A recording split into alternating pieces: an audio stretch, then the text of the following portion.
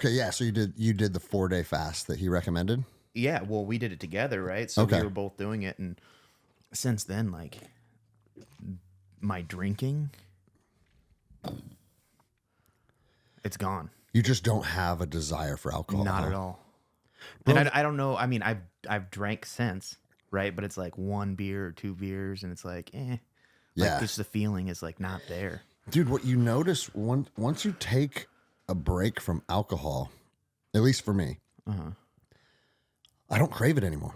Yeah. It's not like, and then even if you have a drink or two, because it's like, oh, well, when we go out to the whatever, the normal thing that we do socially is grab a beer. Yeah. And then it's just kind of sitting there. And it's like, ugh. Yeah, this isn't what I want. I think we're supposed to arrive at that place. Yeah. Because alcohol is fucking poison, bro. Alcohol is poison at almost any level. Alcohol is what ultimately like took me off the path of being like a savage. Is it really? Oh yeah. And because I started boozing pretty hard in college. And then while you were wrestling. While I was wrestling, like which is common for wrestlers. Yeah, I mean those boys party. But like just the I didn't do anything in high school, and I felt really good, and I was just really like solid. And then like with alcohol came like the ability to touch the quit button. Okay. That was never there before. Interesting. And like, you know, a little bit of deceit and like, you know, I'm not really feeling it. I'm not feeling good. I'm not going to go out and do something today that I should be doing. Like, you know, so I'm starting to lie to myself with it. And then like that came with like, once you start lying to yourself, you can start lying to other people. You can start, you know, and it's just like, bro, isn't that bizarre how it's young men that are involved in some type of savage activity? Alcohol is like one of the most prevalent aspects of that culture. Because, bro, me and Toby fucking drunk every single night in Ranger Regiment. Yeah. It's like you train all day, you work out as hard as you can, and then you get fucking drunk at night. And I remember we thought like, oh, it's because we're fucking 20 years old. What else are we going to do, right? Yeah. We have 20-year-olds here that aren't drunk every night. Yeah. That are getting after it. That are getting after it, you know? And then, but another aspect that you saw in the Ranger Regiment is the older guys, the squad leaders and the platoon sergeants, and the guys that were staying around for a couple enlistments. Guess what they were doing? They were drunk every night. Yeah. And so it's like this culture of alcoholism. And I don't know, man. I see the Army as like this path towards a lot of darkness inside your household. You see a lot of relationship abuse. You see a lot of addiction. And that nobody ever talks about that because it's like our soldiers are our best and brightest. And it's like, you know, but I think when young men are just hardwired savage, it's like if you want to go to war or if you want to be a collegiate wrestler, there's something inside of you that's just a little wild. And once you find, oh, this booze kind of exasperates this wildness, and bro, it feels fucking good initially. Oh yeah. Yeah. You told me that story about what 6 dudes kicking your fucking head in on the streets of Seattle. Yeah, like, that was a rough one. Yeah. But I mean, yeah, I'm gonna go out on a limb here and guess that probably wouldn't have happened if you were sober. Probably not. Chances are 0%. No. Yeah, I mean, it just the inhibition just drains away, right? And you're able to just kind of let that fuck you come out a little bit more than it probably should. And well, bro, the fuck you comes out not only more, but and I'm as guilty of this as anyone. And sorry, Sheely, but him and I made some really bad choices drunk, where it's like, a fucking guy's looking at you. What? Yeah, fuck that guy. And that's right, he did look at me. Fuck that guy. And it's like, you guys are just fucking fabricating drunken thoughts. Yeah. Because you want to fight someone. Yeah. Instead of just going up to him and be like, hey, I'm a drunk 20-year-old that likes fighting. Would you like to fight me? Yeah. For no reason at all. Yeah, sir. I'm challenging you to a duel. Yeah. You know? You're like, nope. It's you come up with some fucking drunken story.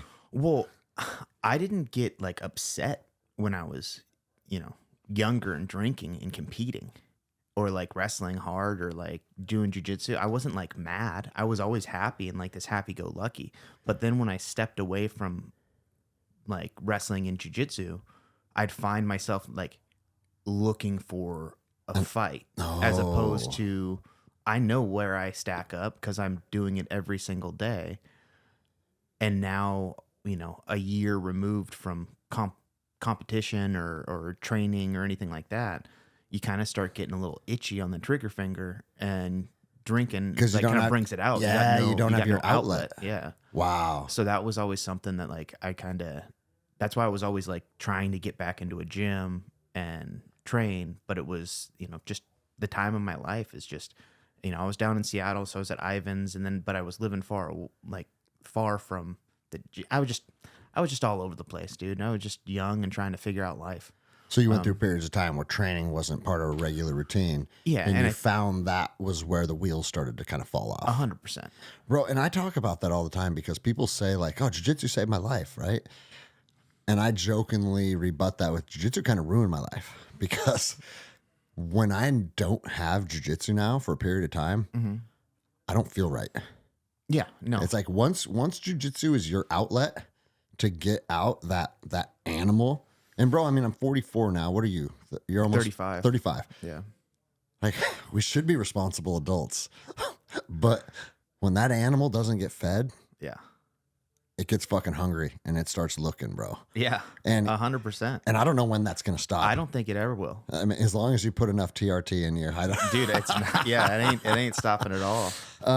But bro, I want to talk about like, I think this would be a cool journey for people to hear about when you started wrestling, and then take me through that whole journey. Because, dude, I remember one day we were sitting out here, and I don't remember who we were watching, but it was someone that was like 30 years old, and they were just they're getting their ass kicked.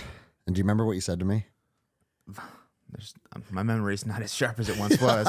You said, I can't imagine. I think you said, I can't imagine sucking at fighting at 30 years old.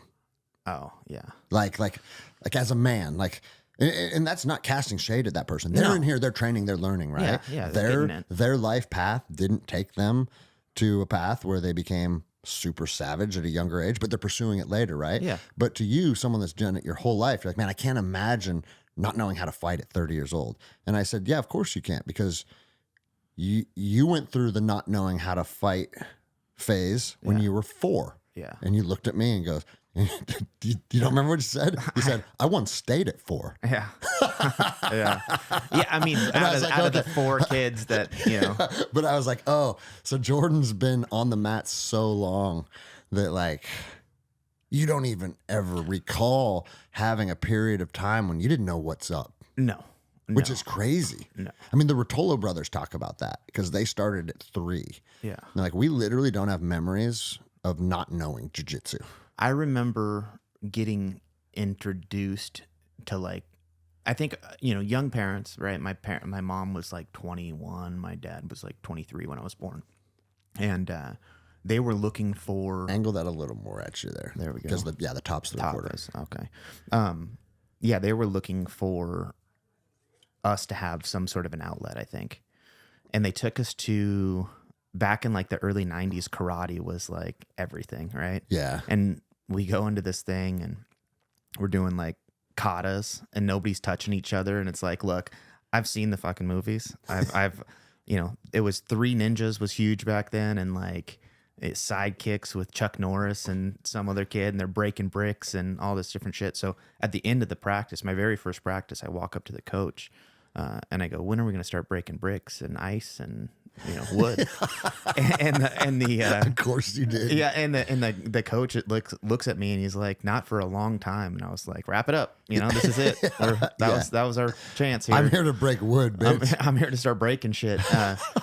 Because I mean, I would play soccer and stuff. Me and my brother played soccer, but it was like I'd get bumped up to the bigger kids team because I'm kind of pushing around. Me and my brother were like just thrashing on each motherfuckers. other. Yeah. Yeah. And that's just kind of what it was.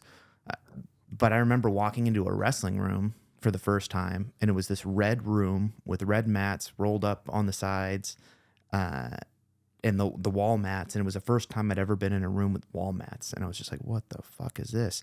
And I look around and there's kids everywhere. And I was like, this is kind of, the energy in the room was just like, kid, like it's what we get out here, right? Yeah. The kid just, it's that freaking crazy energy. And then all of a sudden kids are running and jumping up the wall and like trying to reach up the wall as fast or high as they could. And I'm just released into this like chaos, and it was like, go, like thrive.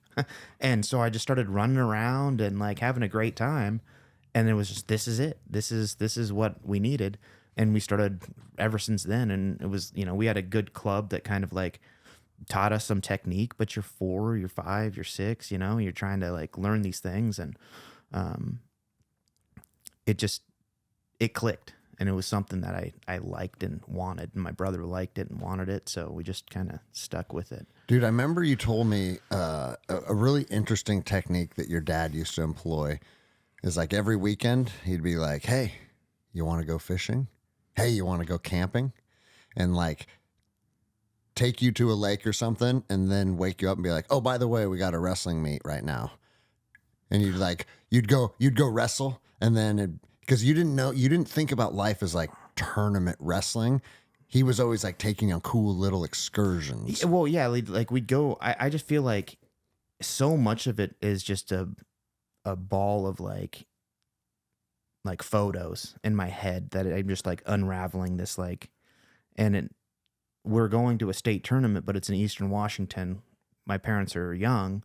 We're not staying in a fucking hotel. We're camping. You know what I mean? So like you'd go to these tournaments and it'd be like, oh, we're going camping. We're staying at this thing. We're at a lake. We're fishing. We're boating across. And it's like, and then, but and we're then also, at 8 a.m. you're going to go pin some kid. Yeah. Or get pinned. And like, that's the first lesson I learned after like, oh, this is what I like. The first like true lesson I remember is not having my hand raised and being like, this isn't right.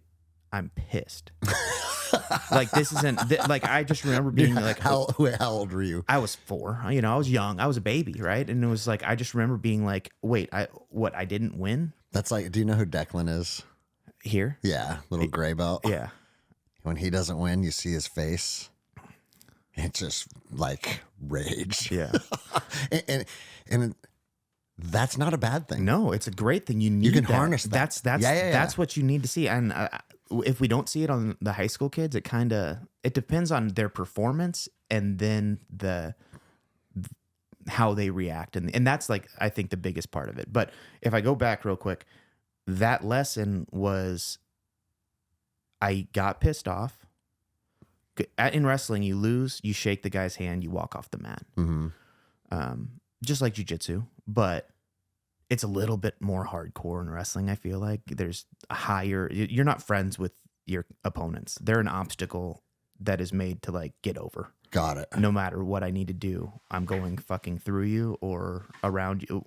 Is that always the vibe from 4 years old through college? Yeah. Okay. It was like, these are not my friends. Like I'm not going to associate with kids on another team. Fuck them. Like, yeah. You're going to war with them. Yeah. And it's like, I don't want to fucking talk to you.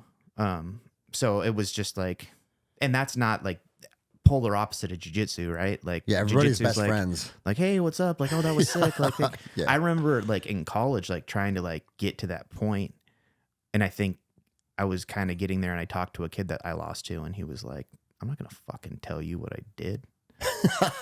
Like, because I was like, "Oh, that was a fucking like nice job." Like he beat me, and I was like, "That was pretty sick little arm thing you did," and it was just some sort of a wrist roll kind of thing. You're like, I don't know what to tell you. And I was like, all right, fuck you too. Yeah. Like, We're back. and it was just, and it was real small. Like, you're like, that's the last time I try and be civilized. Yeah. And I was like, I can't believe I just like, you know, I opened myself up to you and you shit on my chest. But again, I keep digressing from what I was talking about. I remember going out, losing that match, walking off the mat, not shaking that guy's hand, pouting and being a little bitch at 4.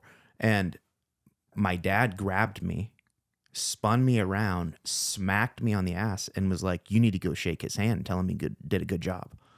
And I was like, what the fuck? Like, And he's like, no, you need to do that. And I walked out there and shook his hand and walked off. And it was like, why would that be the case? And it was like the realization of, if it was easy to get a win, like at that age, like you just winning is great because people are like, oh, you did it. Yeah. But then like realizing like it's better to work for that than just have it given to you. And wrestling like instantly taught me like you can fuck somebody up real easy. Great. Like that there's no there's no growth in that. It's where like you had to dig deep and win a hard match or, anything in life. And then like, that's where like the happiness is. Yeah. It's on the other side of hard shit. And bro, you see that with the little kids here, especially because like if you're a savage, like 8-year-old and you go to the Revolution tournament, you might buzzsaw most of your division because gray belt doesn't, it means so many different things. The discrepancy is very vast. And we have some kids here that are murderers, and they're murderers in the gym, and they're murderers in tournament until they meet another murderer. And then it's like, oh, wait. And I remember one kid, he lost in the finals this last tournament, and I could just see in his eyes that this doesn't make sense. I'm the one that does this. People can't do this to me. Yeah. And there's that exact same realization. It's like, if you want to be fucking good, you got to get good enough to beat guys like you. Yeah. Not these fucking like these kids that you just buzzsaw through. Yeah. Well, then, and you start to like develop a training kind of thing with it. And you realize like where you stack up, just like we do as adults. And you know when to take it easy, when to push hard, when somebody needs to be pushed to make you better. Like, yeah. Having tough opponents and grappling is one of the biggest gifts. It really is, man. Yeah. Because if you were just running through people, and that's why like I look at, the high level Busheshas in the world, and it's like who's pushing you to like, because that pool gets smaller and smaller and smaller. They don't find guys to push them until it's him and Gordon Ryan in an ADCC final. Or I shouldn't say push him. Obviously, if you're in those brackets working your way up, but the pinnacle of that. Yeah. You're right. That pool gets down to 2 people. Yeah. Well, bro, and that's why like I will forever be grateful that Dan joined this gym the day we opened.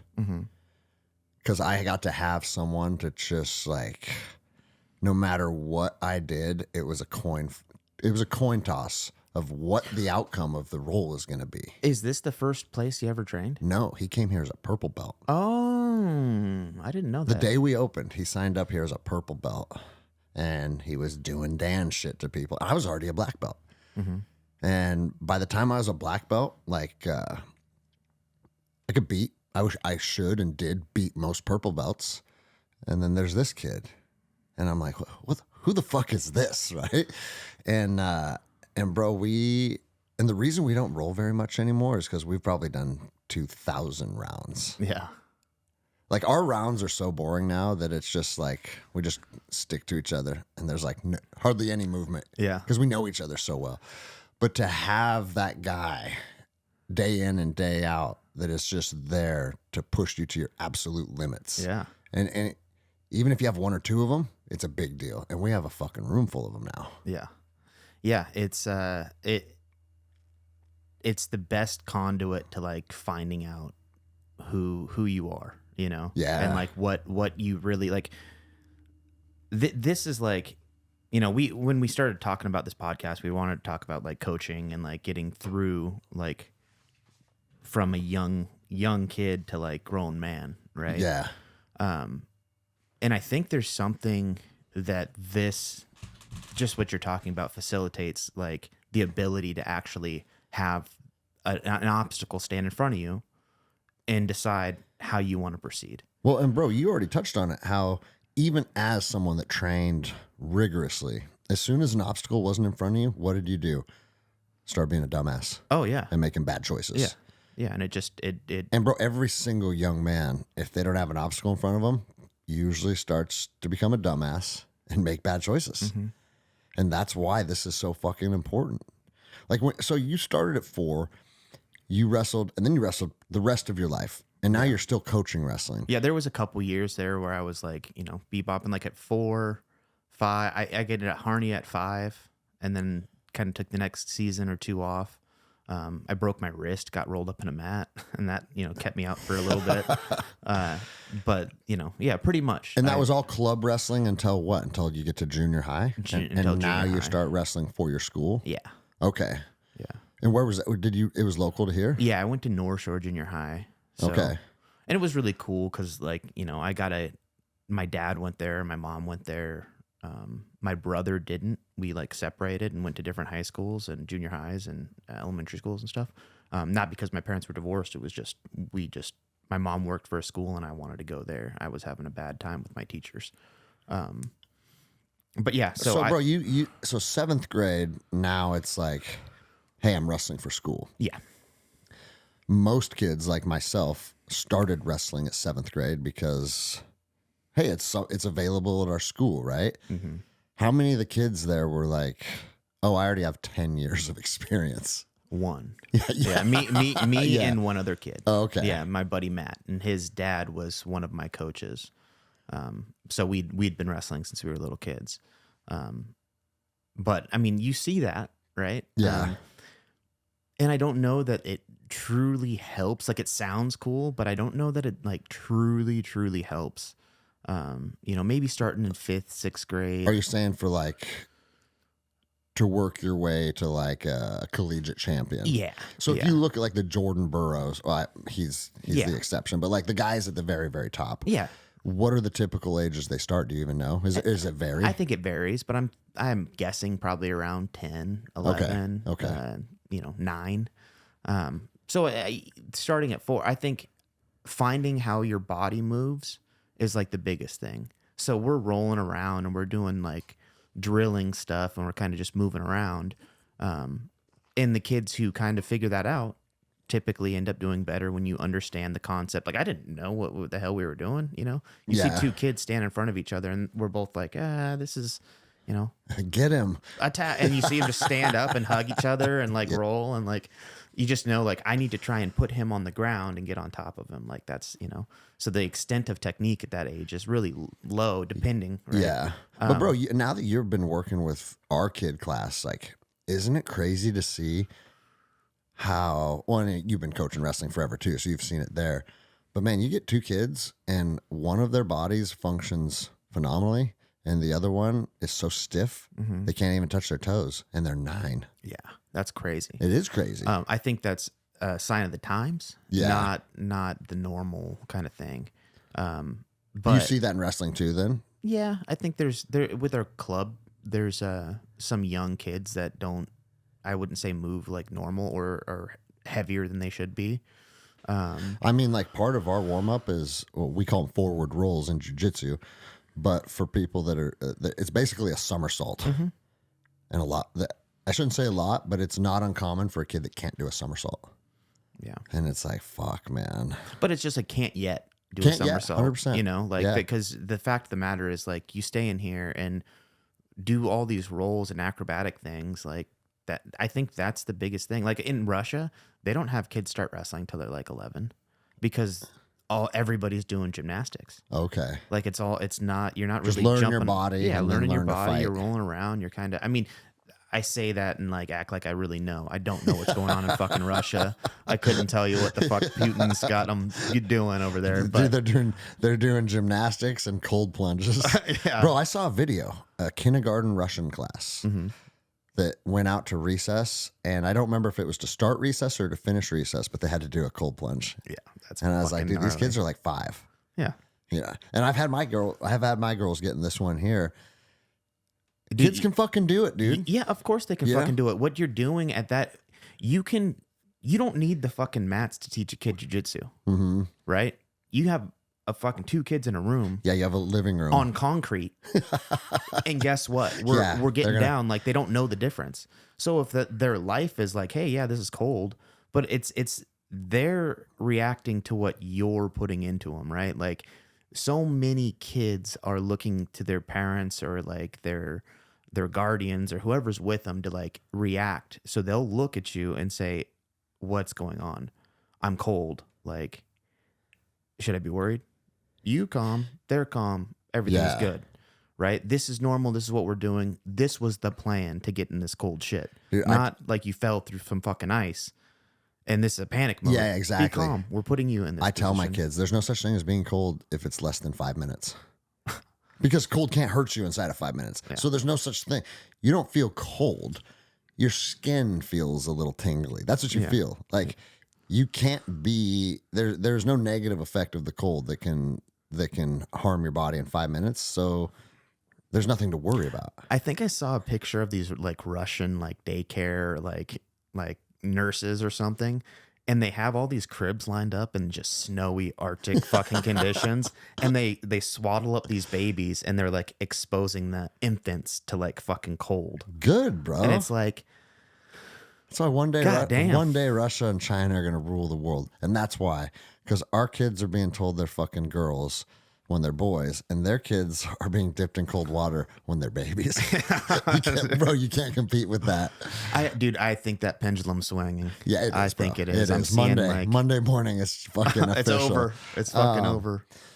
Now, it's funny. I just went to California with that millionaire mastermind I was just talking to you about. Yeah. And on the last day, they all did a cold plunge. Like, let's all do a cold plunge, right? And some of the guys had been exposed to that before, and some of them haven't. And I got in the water. I've been doing it consistently for 10 years now. So I have no physiological reaction, right? And I dunk my head in and I come up and I say, guys, I think the biggest thing to think about is like the water temperature is not good or bad. It's not, hey, warm water's good, cold water's bad. Like, because as soon as you start to prescribe an emotion to a water temperature, now you're prescribing a reaction. Yeah. I said, it's not good, it's not bad, it just is. Yeah. And the nerves in your skin tell you a story based on what the temperature is. Yeah. There's no emotional response to that. And one of the guys called me yesterday. He goes, bro, ever since you said there's cold is not good or bad, it just is. He goes, when I walk out of my house in the morning, I think that every morning. It's like, oh, it's not cold out, it just is. Yeah. And it's, bro, that's fucking what it comes down to. That motherfucker lives in Southern California. Like, no. Yeah, but I'll tell you what, though, once you live in California long enough, 40 degrees, like, It's fucking, yeah. Damn, dude. Well, I mean, that's like what you're used to, right? Like, I think the same thing to like eating food that's fucking weird tasting, right? Like, people are like, oh, that tastes nasty. And it's like, just like experience it. You know? Allow your body to. I'll take it a step further, right? I watch Govan eat his fucking dinner. That's my Malinois. Do you think he gives a fuck what it tastes like? No. He needs to fuel the machine. And you put food down in front of him, and he eats his food to fuel the machine. If we could approach food like that, hey, I'm here to fuel the fucking machine. Yeah. I don't care what it fucking tastes like. I don't like, just let's fucking go. And I think about that all the time because it's like my girls, and it's weird because my girls are becoming less savage. They are moving into this phase. My 10 and 12-year-old are like, that tastes icky. Yuck. I don't like that spice. Like, and I'm like, why? How are you guys becoming mentally weaker as you get older? And I'll say this shit to them, you know? Because like Logan had a little canker sore or something on her tongue where she like bit her tongue. I was like, here, you need to swash some fucking, some hydrogen peroxide in your mouth. But it tastes gross. And I'm like, are you my fucking child? Who gives a fuck what it tastes like, you know? And then I'm the weird dad. Yeah. But no, you're exactly right. Like, you should be able to be in control of those things. Yeah. And don't get me wrong. If it's gross food and it tastes gross, obviously that's a real thing. But are you in control of it or not? Yeah. You know, like I can drink apple cider vinegar when I'm sick. I don't like it. Yeah. But I have to fucking do it. Yeah, you know what's right. You know, one of my coaches would always say, like, you guys are creating race cars. Your body's a race car. You're not putting fucking 86 fucking Shell station gas tank fucking fuel in it. Like, that's not what we're doing. Yeah. We're getting high octane shit and we're putting it in there. Yeah. That's what you guys need to be eating. You're fueling a fucking race car. Bro, it's interesting you say that because I think that if you can try and have your mind tell your body that it is simply a machine, Like I used to do that when I was like monitoring my heart rate. Be like, all my heart rate is the RPM thing in your car. Now, as the RPMs go up, what does the car need? It needs more gas, it needs more fuel, and it's running faster, right? Well, that's your heart rate and your respiratory rate. Yeah. Just because your heart rate and your respiratory rate are going up to make the machine continue to function, why is that something that we're averse to or that we think is bad or that people don't like? It's because we tell ourselves a story that I don't like how this feels. The body's just doing what it has to do to manage the output that you're asking it to do. That's it. Yeah. Where like when you start thinking about it, like this is shitty, but this is shitty because I'm getting better. Yeah. Like that was, I mean, dude, wrestling and jiu-jitsu and all that, it's so mental. It's getting control. And ever since I was a young kid, wrestling's 90% mental. Wrestling's 90% mental. And it's like, okay, never really got it, never clicked. And you'd slowly get these parts and pieces to like understanding that. But like when I was younger, we'd go on these runs that were like, we're going to kill you, basically runs. And, you know, and it's like, I don't know. And the first time you go on them, you have no fucking idea what this run looks like. It's just like that big hill right there, start going up it. And there's an end. Sometime, sort of, somewhere. Because at the top is a track and you can sprint around that track many, many times before somebody says it's over, right? So, yeah, there's an end to it. So, bro, in the Army, they call those unknown time, unknown distance runs. Where you're going to run until I tell you you're not going to run. Yeah. And those are mental fucks, dude. I loved it. Did you really? I didn't love it because I was able to tell myself, like, you're getting better as this is going on. Like, this is getting better. And then so the longer it takes, good. I liked watching people fucking fall out. Like, I loved passing people. And I would play games with myself. You know, like I'm not going to leave a single fucking bag in the car of groceries. Like, I'm carrying it all in and not setting it down. Yeah. That game, I would be playing that mental game with myself on like runs like this. It's like, oh, there's a kid. See, bro, but I need to pass him. I'll tell you what, though, because I didn't start to understand that side of me and really until I was in the Army. But because you were fucking getting your shit pushed in. That's why. And that's what I mean. Like, and it's like, it's fascinating to me that you were able to start to have that kind of like mental willpower as a little tiny boy. I didn't until I started having to work hard. Yeah, but I mean, yeah, what 7th or 8th grade when like it started getting gnarly? Yeah, I mean, you know, you start pushing yourself to these like limits of like, you know, running, or it was always on runs, right? Because runs are like, you really spend time with yourself. Bro, in your mind. Runs separate the men from the boys. And I was a bad runner for a long time. Like, I had to put in tons of work. And I always tell people here, one of the things I say all the time is like, you want to become a fucking savage, it's running and fighting. Because that's the two most primal activities that a man needs to be good at. Yeah. There's a reason it's the two first Olympic That's sports. right, dude. I either need to retreat or I'm going to fuck you up. Yeah. And bro, retreat is not necessarily like this dishonorable thing. Like sometimes you have to regroup and refit, and you better have the fitness to support that retreat. Yeah. Yeah. I just burned through all seasons of Vikings again. Yeah. When I'm feeling fired up, Yeah. I need. Did they walk to fights? You know what I mean? Yeah. No, those but they also like. Don't, like sometimes they wanted to go to Valhalla, right? But there's other times when there's a bigger strategy at play. They're trying to defeat a rival army. Yeah. And in a particular battle, they're like, this isn't going the way that we had planned. We got flanked when we expected to do the flanking. Retreat.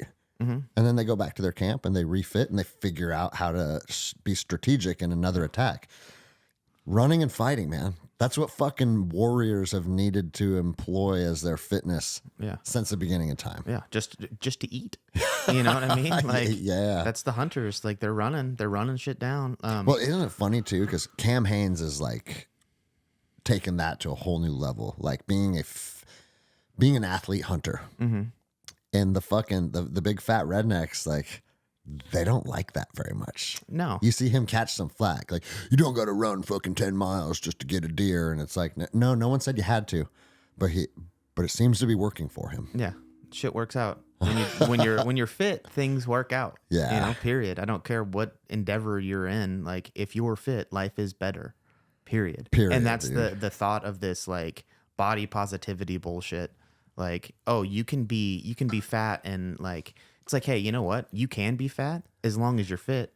Nobody's gonna tell fucking Roy Nelson, like, hey, you know what? You're fat.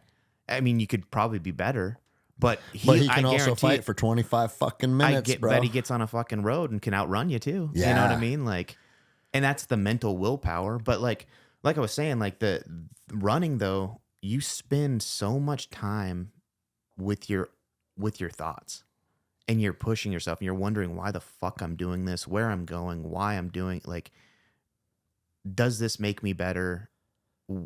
Am I pushing myself, or am I being a bitch?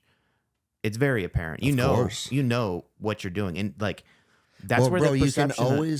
you can always be like, I'm just gonna take the foot off the gas a tenth of an inch. Yeah, and that's this fucking slippery slope. And like, and bro, when I was doing tons of running and tons of cardiovascular fitness, that is one reason that I liked treadmills, because a lot of people say they hated treadmills, and I was like, dude, I can get on a treadmill and put it on a fucking 7-minute mile, and I'm going to run however many miles at this pace, no matter what. Yeah. Because you have to you have to reach out and push the button to lower the speed. To slow down. It's a measurable act of quitting. Yeah. Whereas when you're on the run, you can just be like, or on the road, I just be like, I didn't have it. I didn't have it in me. That it was because I knew I was being a bitch, and I didn't have it. I couldn't stop. Like it wasn't until I started drinking that I found that fucking button. Wow. And I started drinking pretty fucking heavily. So you went all through high school without drinking at all, just focused on being an athlete. Yeah, I was just, I drank a couple times. It was like, oh, this is kind of fun. Like, violated your athlete code. It wasn't even that. It was just like I just didn't feel the need to. So I'd show up to parties, and I didn't stay away from, like, I wasn't a nerd or anything.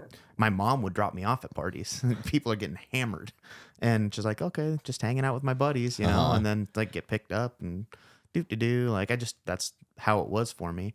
And then when I did start, it was like, found those little, for whatever reason I had that. And then, like, obviously it's apparent when I got here. I think I was maybe at the peak of alcoholism. No, well, yeah, pretty much. Like, it just, my 20s was spent in pubs and bars and, doing stuff that maybe I shouldn't have been doing, but I did, and whatever. How was that transition from high school to college wrestling? Are guys scouting you out? Like, how's that process work? I was never like the number one. So I had people scouting me out, but I never ended up going to college for wrestling. Like, I didn't go on a scholarship where they like recruited me and they were like, hey, you're going to, Boise. Yeah. Right. Like, that's just not what happened. I ended up getting cancer my senior year, and during wrestling season. How did I never hear this shit? Oh, you didn't know that? No. Yeah, I got cancer my senior year of wrestling, or like during the season. We had a health class, and it was like, all these symptoms that this teacher's talking about, I have. And I'm sitting there just going, motherfucker. But it's in the middle of my senior year. Bro, you're the only person in the history of planet Earth to diagnose your own cancer in high school. Oh, they were like, you caught it early. And I was like, well, that my teacher was talking about it, and I was paying attention. Like, I don't know what to tell you. Like, this is, they were like, this is like, this really early. Well, what was like testicular cancer? So I got one nut. And so what did they? That's why I'm so aerodynamic. What were the symptoms? I was super tired. Okay. I was like, as a 17-year-old kid, 18-year-old kid, I was fucking dog tired. I'd get to school, I'd sleep through like half of my first period class, and then I would kind of be like on the fritz throughout the day. And it was like 6:30 a.m. to noon, right? That was my like class my senior year, right? So, and then breaks in between that. And from noon till wrestling practice, I would have to go into the wrestling room go to the crash pads and just fall asleep. And then I'd wake up for practice, and then I'd be falling asleep on the way home. And it was like, this is not right. Like this feels, and then there was pain. There was a lump. There was, all these little things. Turns out the lump wasn't the issue. And remember I said I had a hernia when I was a kid. Yeah. That adds to it, right? So, it was just all these things. And then Well, how do you have such a full beard with one nut?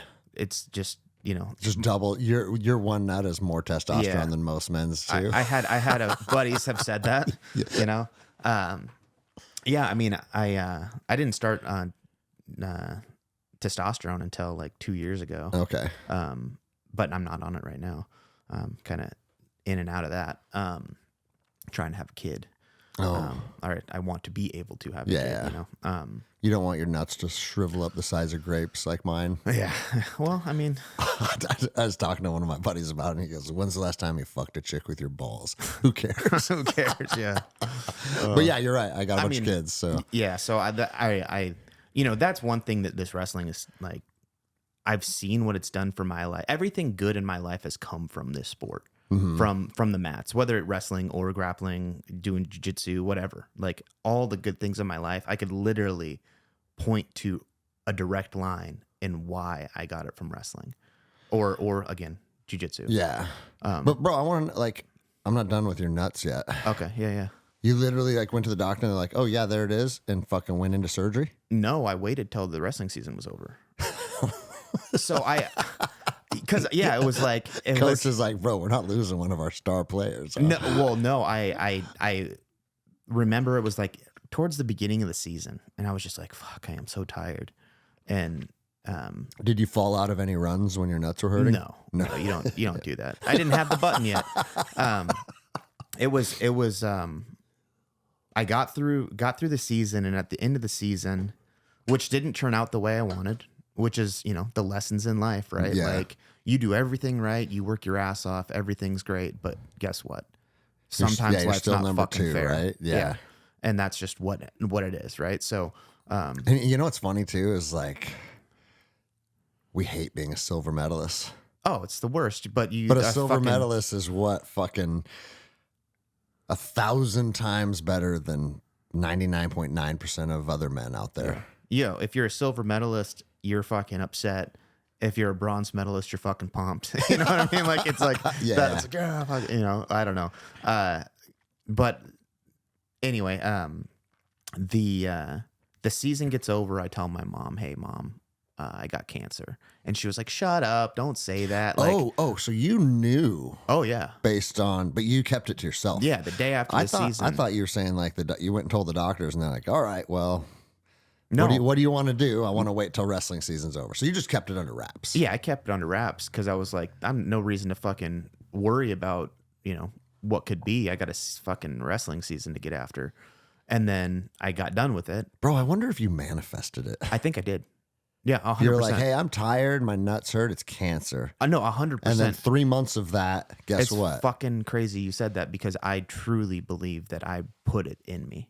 And I think that's why they were like, "Oh, you caught this really early. Like your brain is so fucking powerful." Well, bro, it's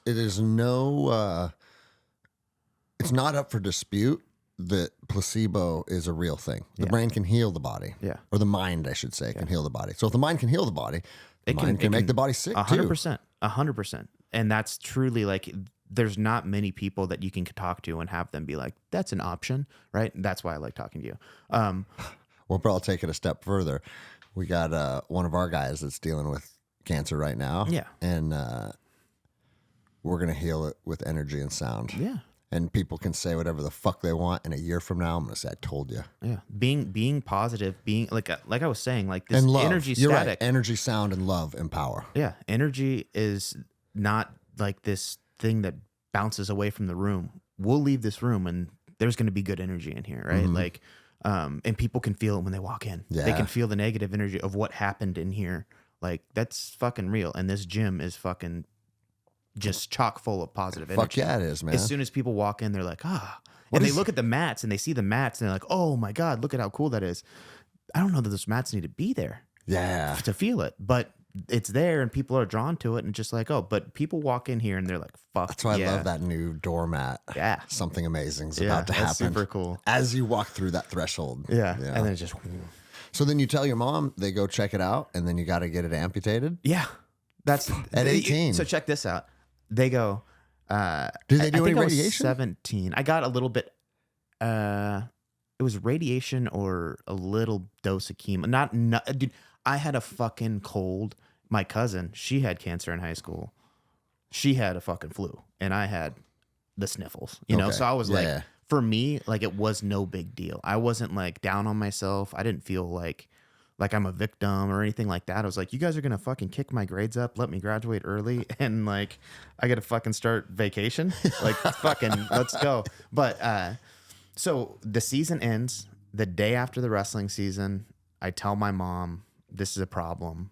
She's like, don't say that. Like, and it's like, well, I'm just letting you know this is what's going on. And I'm gonna be honest with you, like there was a thought that was like, how fucking tight would it be to win a state championship and be like, yeah, I did that and had cancer the whole time. Like that was, and that's in my mind. Like, and I'm telling myself this all the fucking time. So I do think like I manifested having it. Isn't that nuts? Because bro? I was like, this is chicken soup for the soul shit. Like this is fucking rad. But it wasn't, right? It was. You're gonna be a fucking Lance Armstrong of wrestling. Yeah, and so that happens. I go to the doctor. The doctor, something's there, something's up. Like, we'll look further. And then he was like, well, the only thing to do, like they gave me like it's the jelly and the ultrasound. Some chicks giving me this ultrasound. Oh, yeah, she was, and it fucking pissed me off because I was like, she's got just a towel over my dick, and like she's trying to like get, and she's like, I was just like, come on, bud, keep it together, keep it together, keep it together. Like Austin Powers, Margaret Thatcher naked on a cold day. Yeah, dude, it was. As a 17-year-old boy, like, and this chick's like holding. Was the gel warm or cold? It was warm, dude. It was great. It was like I was like, this is fucking everything you want right now. Yeah. So yeah, just that's all I could think about at that point. Come on, motherfucker. So anyway, she does it. Like people that don't understand what it's like to be a young savage. It's like I'm at the doctor having my cancer looked at. And all I can think about is fucking this chick. Yeah, oh yeah. And she's like helping me. Yeah. So I was able to get through that. The doctor came, like showed us the fucking charts, and he was like, there's something there. And I was like, okay. And because of the hernia, they were like, it could be a shadow from a stitch of us like pulling your testicle down and like stitching it in. And I was like, okay. So what are the chances here? What are we gonna fucking do? And Doc? guy goes, well, it's probably like a maybe 20% chance that it's cancer. And I was like, so you're telling me it's an 80% chance it's not? And you want to do what? And he was like, the only way to find out is to cut it out. I was like, you're telling me you want to cut my nut off? They can't cut and look in there or get a better view? I guess they couldn't. I guess they didn't have the little fucking cameras back in those days. No, I mean, yeah, it's the 1900s, it felt like. But no, this was like it was 08, right? But yeah, so they just said the only way to look is to do it. And I just like was like, son of a bitch. And I looked at the doctor and I was like, if I was your son, what would I do? And he was like, he'd be in surgery tomorrow. And I was like, all right, let's go. So they cut it out? They cut it out. And then they confirmed cancer? And they were like, yep. And I was like, talk about a bitter fucking sweet moment.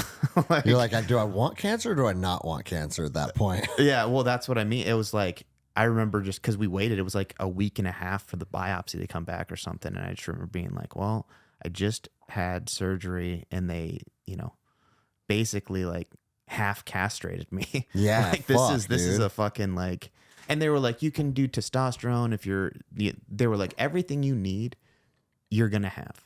Like you can get by with one. Did you take any testosterone? I didn't take anything. Did you notice that anything changed after one? No. My energy's never come back. Oh, you've been tired ever since? I've been tired ever since. Yeah. And it's only getting worse, dude. But yeah, my energy has never fucking really come back from that. Cause I remember my junior year, I was up at like 5 a.m. working out and fucking just on top of the world and just like, this is fucking great. And then turn that next year. Well, bro, you need to fucking, You need to have some kids, and then let's get juiced to the gills together. I want to. I want to. Let's take double doses of TRT for the next 3 months. I'm ready. I'm ready. Well, and there is a jiu-jitsu tournament coming up. So I've heard. Because people are like, the jiu-jitsu community is now known for like, everybody in jiu-jitsu juices, right? It's functional fitness, guys. Go fuck yourself. I'm 44 years old. If I want to double up on my TRT and you don't like it, fuck you. Yeah. I'm trying to choke somebody to death. Let me ask you this, because something that I've heard, I don't think you and I have talked about it, but they said one of the biggest differences in wrestling and jiu-jitsu is that in jiu-jitsu, our team is like, man, we're all here. Even though we strangle the fuck out of each other at practice, we're all here for each other. Yeah. Whereas in the wrestling room, I'm going to be the one to fucking beat you because there's only one spot at the top. Yeah. So does that competition with each other spill into any type of division, or do you find the same level of like camaraderie and team connection? With certain people, yeah. I mean, I think you find like your team, and like within your team, there's like the little cliques. So I never felt like, oh, my teammates are my enemy, you know. The guy challenging for my spot is that obstacle, and it's like, I see you every day, I'm working with you every day, like we have this dynamic that it's like, you know, I don't want to. It's weird because like sometimes it's like, I wish you weren't here. I just wish you were gone. I wish you weren't a fucking thing. But then it's like, you need each other. Yeah, like you just need each other to be able to, like, that's almost a mini ongoing competition in itself. 100%. Yeah, it's like to stay, you know, relevant, I need to beat you if I want to be the guy. Like, so you have these opponents in the room that you're like, and it's a weird dynamic, right? And it's something you have to like learn to deal with, is like, this guy that's taking something away from me is also giving me the ability to compete. Like, he's taking my spot, but he's also the way I'm going to get that spot. Like, let me ask you this, and for people that don't know what the fuck we're talking about, is how wrestling is structured. Is there's a varsity team, and then everybody else is JV. Yeah, there's one spot per each weight class. And I remember in 7th and 8th grade, the same guy was the varsity that was in my weight class, and he was a guy like you that had wrestled a lot, and he would decisively beat me. Yeah. So guess what I was? Fucking JV. Yeah. Although he missed weight one time, so guess what that means? Yeah, step up. Hey, guess what you're doing today? You're, you know, and bro, that was the best wrestling match I've ever had, even though I lost. I remember the coach, his name was Mr. Moreno. He's like, if you wrestle like that every day, you'd be on the varsity team. I was like, fuck yeah, dude. Yeah. And isn't that like, it's funny, we were just talking about how a bronze medal can be a celebratory moment. You lose, but it was in a match that you're supposed to lose, and you do really, really well. Yeah. And your coach is proud of you. It's like, it still feels good. Yeah, we know what happened. But how I don't remember, how often do you have to earn that place? Is it every single week? Yeah. Okay. Depending, right? Some schools might structure things different, but like, yeah, it's like best man steps on the line, and that's it. Now, is that because if that's every week, that means like, I guess if the guy that is JV underneath you and there's a decisive gap, no big deal, right? But what if it's me and Daniel, and it's like every week it's a coin flip to see who the fuck is going to get that seat? Yeah. Did you ever find yourself in that scenario? No. Okay, I was going to say. No, I in college, yes. I separated my shoulder. Excuses, dude. I'm making excuses. Yes, in college, but in high school, no. People kind of got out of the way, and they just shifted up and down weight classes. But yeah, they were like, I don't want to be in Jordan's weight class. Yeah, Fuck this. Yeah. Not to say I was the best, right? Because I was never like the best in the state. It's like I was best in the school, maybe best in the district, high level in the region. State, I'm in the mix with the top 10, you know, like, yeah. But it was never like undecidedly Jordan's the fucking man in Washington, or fucking the Northwest, or you know this region of the country, like. But I knew motherfuckers that were. Yeah. And that was always the people that I was getting surrounded with at these camps. So it was like having that.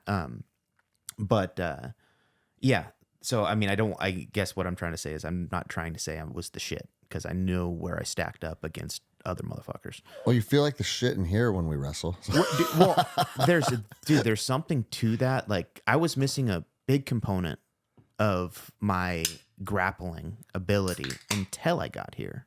Uh-huh. And it was you that gave it to me, which was like somebody who I looked at as a savage, like going, dude, you're fucking like you're the man, and like having that like instilled on you. There's something about like respecting somebody, or like looking up to somebody, and then them looking at you and saying like you can fucking do that, and like allowing that to like push your mind shift for competition. Like that's why I was able to go do worlds and like compete. Like I was like, oh, fucking Greg says I'm fucking great, then I guess I'm great. You know what I mean? Like For sure, bro. But yeah. having So that. do you feel like, because obviously you knew that you were in the mix with wrestling, and when you made that transition over to jiu-jitsu, did you almost need to like revalidate yourself? I mean, out of college wrestling and walking into any jiu-jitsu gym, like you're pretty. Yeah, we should You're just physically fucking tie a blue belt on your waist You day do. one. You do. I didn't get a white belt. I went straight to blue belt. And that was with Ivan, right? Yes, but that was actually in a garage.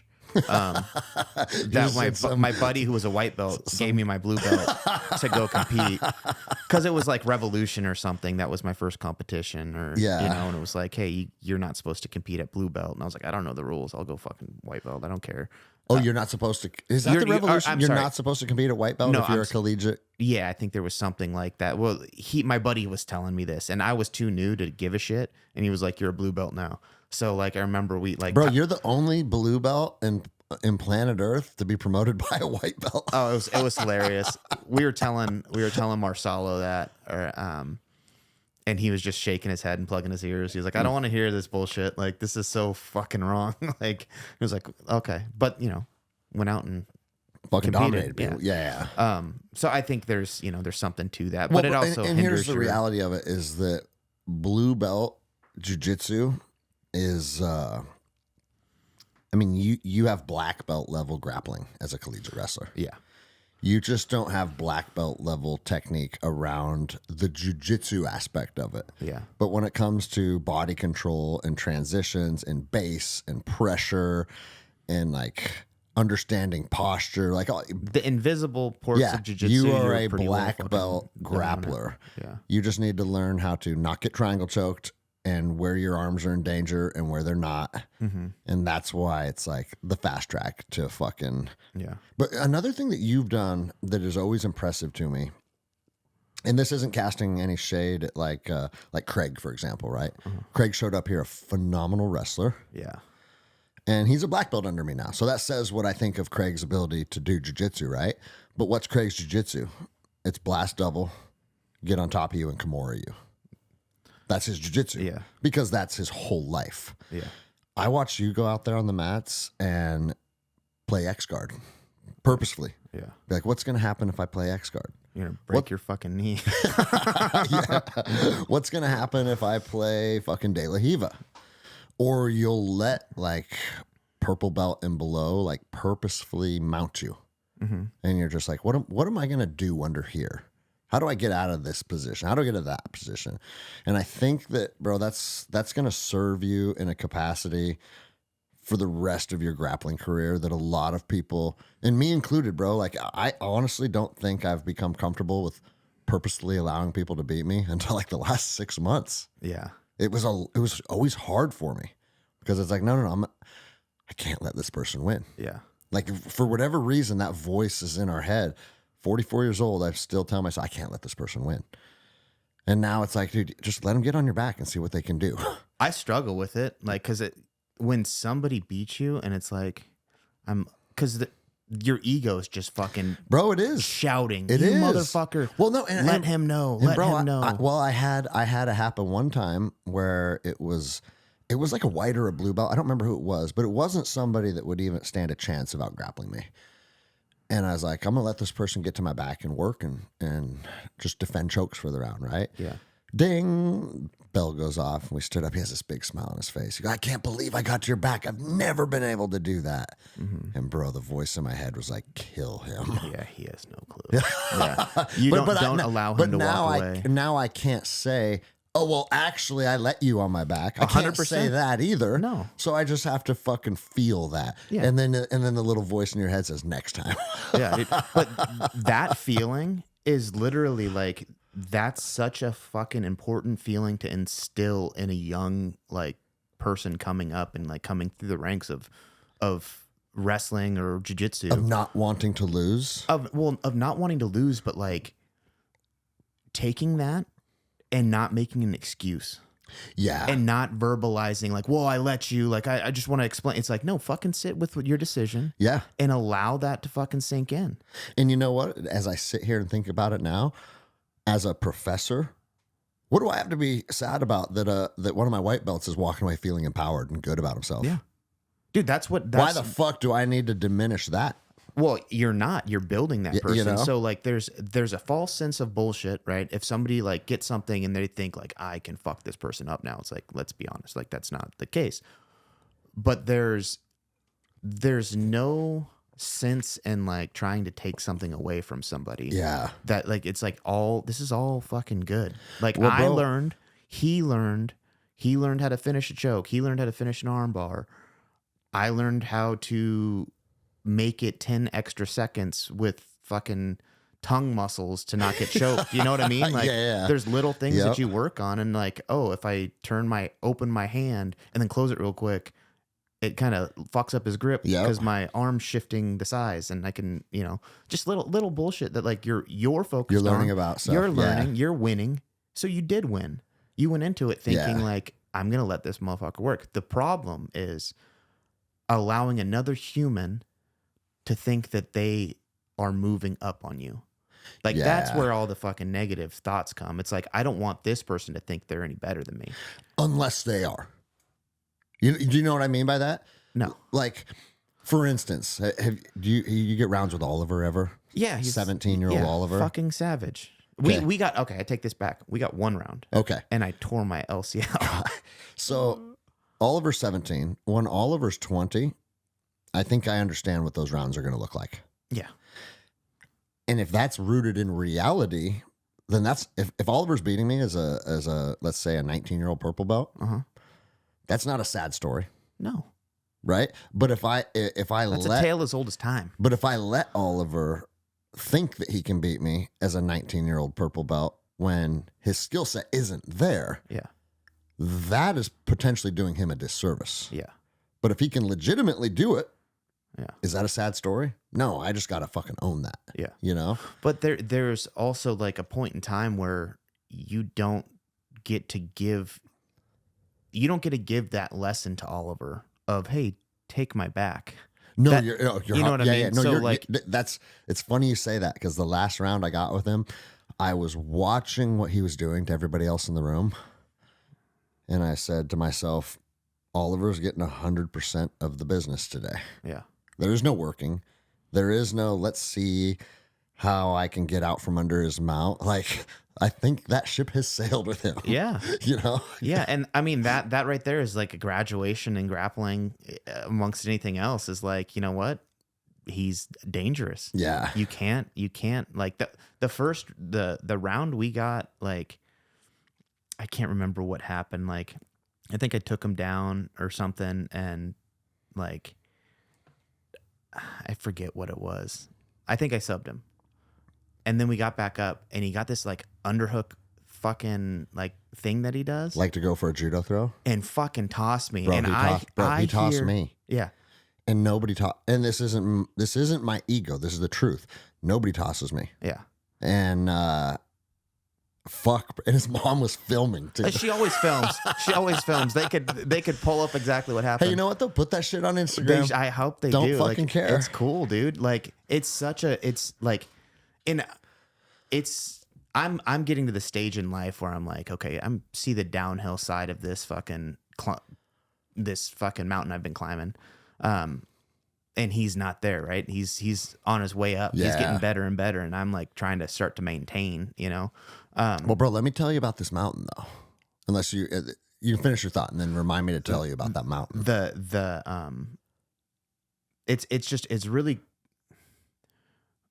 first off, he threw me that one throw, and like I was like, well, what were you doing to allow this to happen?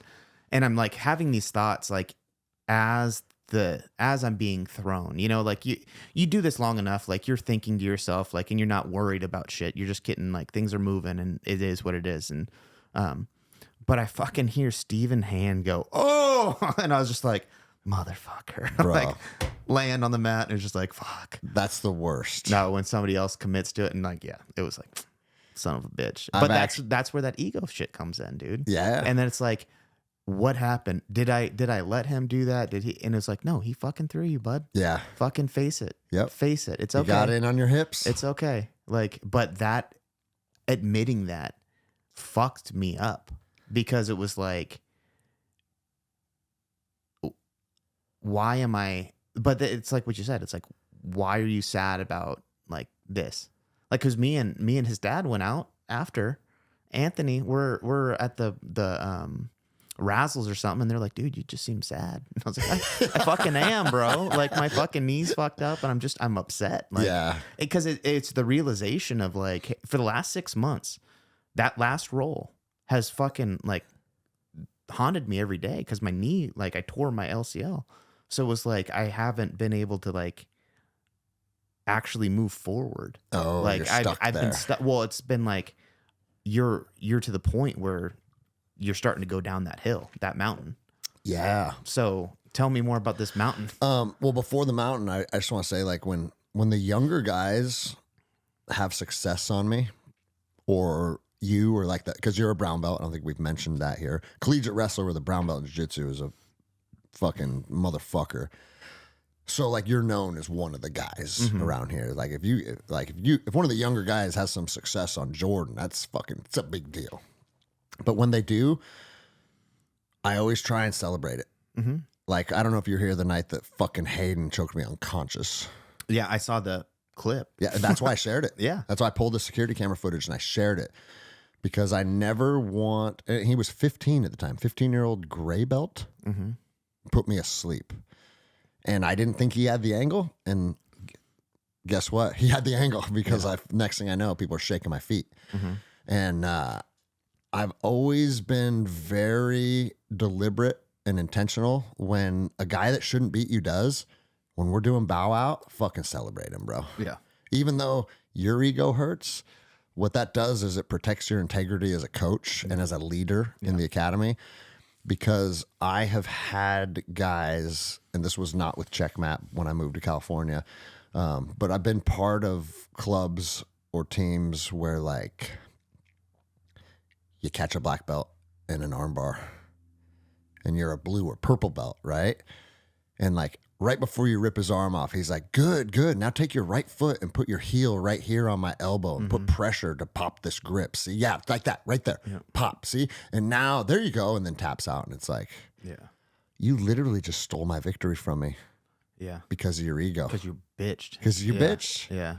You know? So I remember how much that used to bother me. Because, bro, when I was, we talked about as we were young, like you became a savage athlete through high school. I grew into the athletic version of myself, I would say, through the Ranger Regiment. Mm-hmm. So when I got out of the Ranger Regiment, 220 pounds, like started jiu-jitsu, I could beat a lot of guys just because of how Physicality. the physicality of it. Yeah. And I remember some black belts didn't like that. And I was also trained with Charlie Pearson all the time. Yeah. So I had this like gritty MMA style of jiu-jitsu as well as gi jiu-jitsu. Mm-hmm. And sometimes the guys that are only the like keep it playful gi game, Yeah. when you come at them with like, and same with you coming from Ivan Salivary, jiu-jitsu at an MMA gym's a little meaner. Yeah. Yeah. It's jujitsu with purpose. Yeah. Yeah. And then you go to a gym purpose that is is to- only jiu-jitsu, and it doesn't apply here because we come from a background of motherfuckers. Mm-hmm. But a lot of jiu-jitsu academies that prescribe to the keep it playful, and then you show up with the intentions of killing someone, sometimes that hurts some feelings. Well, I think the keep it playful is also rooted in ego. Yeah, I think it's rooted in like, hey, if we're not trying to tear each other's head off here. Like and it's like, hey, it's protecting themselves. It is. It's protecting them from having somebody come in and fuck them up in front of their students. Well, bro, and that's why, like, hey, if you're a fucking savage, if you're a world championship level purple belt and you come visit my gym, guess what we're gonna do? We're gonna fucking roll, and you're probably gonna bow and arrow me in front of my whole team. Good, you know what I mean? Like, I know what competition high level purple belts feel like. They're 20-year-old fucking kids that grew up in the favelas. Yeah. You know, like it's a thing. But like that's why Adam is a perfect example. You know, Adam travels the country like every other week for work. Soaking it up. And he goes to jiu-jitsu gyms every single place he visits. So he has a bigger snapshot understanding of jiu-jitsu academy etiquette than even I do at this point. I think he's probably gone to more jiu-jitsu gyms than anybody I know. Than anybody. And he's like, bro, like this gym like starts on their butts. This gym gets mad if you like put too much pressure on them. Like these brown belts were upset with me because I did this. And it's like, can you imagine getting upset with a white belt because he beat you? Like, bro, go look in the fucking mirror. Yeah. Well, if you don't like that. That's the thing is like, you got to fucking come to terms with who you are and what your skill set actually is. And like, hey, you know what? Like it's a fucking punch in the gut. And understanding like, hey, when a traveling blue belt comes in or fucking whatever and is tough, he's a blue belt, right? Adam's a blue belt or white belt. Okay, so yeah, so but also lies wrapped around the waist. Yeah, but also grew up wrestling. Yeah, so but bro, you got to put your year or two in here at white belt. You just have to. Yeah, and we have a couple guys that's kind of egregious that they're still wearing white belts, but we do an annual promotion ceremony and it's in July. And if you don't like that, too fucking bad. Yeah. It's all good. I think this place not necessarily focused on belts is as there's pros and cons, I'm sure. I think the pros outweigh the cons. I think so too. But anyway, the thought of like, somebody beating you coming in that's a traveling whatever, you don't really get to know who they are. Yeah. So it's a little harder because like this guy's could be an asshole. Like I don't want an asshole coming in here beating me and then thinking my gym's fucking shit. Yeah, that's right. And so there's something like there's a different dynamic at play as opposed to fucking Oliver throwing me on my fucking head. Of course. You know what I mean? Like because like I want to harness that because I know who he is and how great he is. And like everybody's building everybody here. But when somebody comes in, you don't really know. It's like, is this guy going to go home and say like, yeah, I went there. I fucked up their fucking. Bro, that's why visitors get the business, man. Yeah. If they're purple belt. And they should. So my rule is if they're purple belt or above, they get the fucking business. Yeah. If you want to come and visit an academy. Not a white belt, Jenny. No, not a white belt, Jenny. No, if you're a purple belt or above and you're visiting me, like you're gonna get the hammer, dude. Yeah. And if you're a blue belt and we lock horns and it's like, oh, you're one of these blue belts, guess what? You're gonna get the fucking business, dude. Yeah. And that's kind of up to you. You want to show up to a gym and you want to get hard, like expect and it that's back. Because like we have a reputation and I want to uphold that reputation. It's not a reputation of being assholes. It's a reputation of good, hard jiu-jitsu. Yeah. But if a purple belt came in here and they gave you a roll and gave you that, what do we call it? The first date roll, where it's like, hey, I'm just, you're going to dominate. You're going to hold position. Yeah. But it's like, it's up to you to like, are you going to fucking scramble out of it hard? Or are you going to try and get some technique? And like, if you're getting good technique, we're doing this technique thing. For sure, man. As opposed to pounding the shit out of each other. Like, and that just comes with time. And bro, there's a perfect example is, I visited, a gym down in Laguna that I'd never trained at before. And I got around with their black belt professor and, it was, you can feel the energy that you're giving each other, right? And I'm like, I'm in this guy's academy. His students are around me, and I was able to pass his guard pretty quickly. Mm-hmm. All right, so do I now go to try and rip an arm off, or do I let him re-guard and then I use this round as a ability to hone my guard passing, and he works his guard retention. And so I was like, I'm gonna let him regard. And I don't even know if "let" is the right word, but it's like I'm not gonna be hyper focused on a finish. Yeah, coast I'm into just gonna, something. yeah, we're just gonna see what happens next. And then he ended up regarding, and then I passed again, and then at that point we had an understanding of what was going on. Mm-hmm. So then we basically flowed the rest of the time. Yeah, because I don't want to just show up and try and like posture on him in front of his students. No. Do you know what I mean? I know exactly what you And mean. so like there's a lot of at black belts we call it first date rules, because it's like I'm not here to try and humiliate you or posture on you. I'm here to train with your team, and I'm respecting that. Yeah, And this bro, is your house. and that's exactly how it went. Yeah. And when the bell went off, he gave me a hug, and it was like really good vibes between us. Mm-hmm. But I'll tell you this though, I don't expect people to do that to me here. Like, bro, you know Muhammad from Cascade? Have you ever? So Muhammad and me wrestled in high school. Okay, so Muhammad came here one night, and he's like, "Hey, bro, you want to get around?" First time we met, but his reputation precedes itself around here, right? Yeah. And bro, it was like everybody decided to take the round off and just circle up. And bro, I know he's giving Keenan Cornelius hard rounds. Like he is a high level black belt. Yeah, he's not to be fucked with. And so like I told myself, I said, he might beat me, but he's not going to make me look dumb in front of my fucking kids or my fucking class. Yeah. That's not going to happen here. And then bro, because that's the story I told myself, we had a gnarly fucking round. Yeah. Gnarly fucking round. And word got back to me that he was telling his guys, he's like, man, those fucking guys are good. Yeah. Like I want to train with Greg and Dan more often because they gave me hard rolls. And there was no submissions, but it was the energy was, we both had the intent to win. It was very physical, and you could feel it. Yeah. You know? And that doesn't make me mad that he came here and pushed me like that. No. Like, bro, it's okay. And if he had fucking smashed me, I got to go look in the fucking mirror.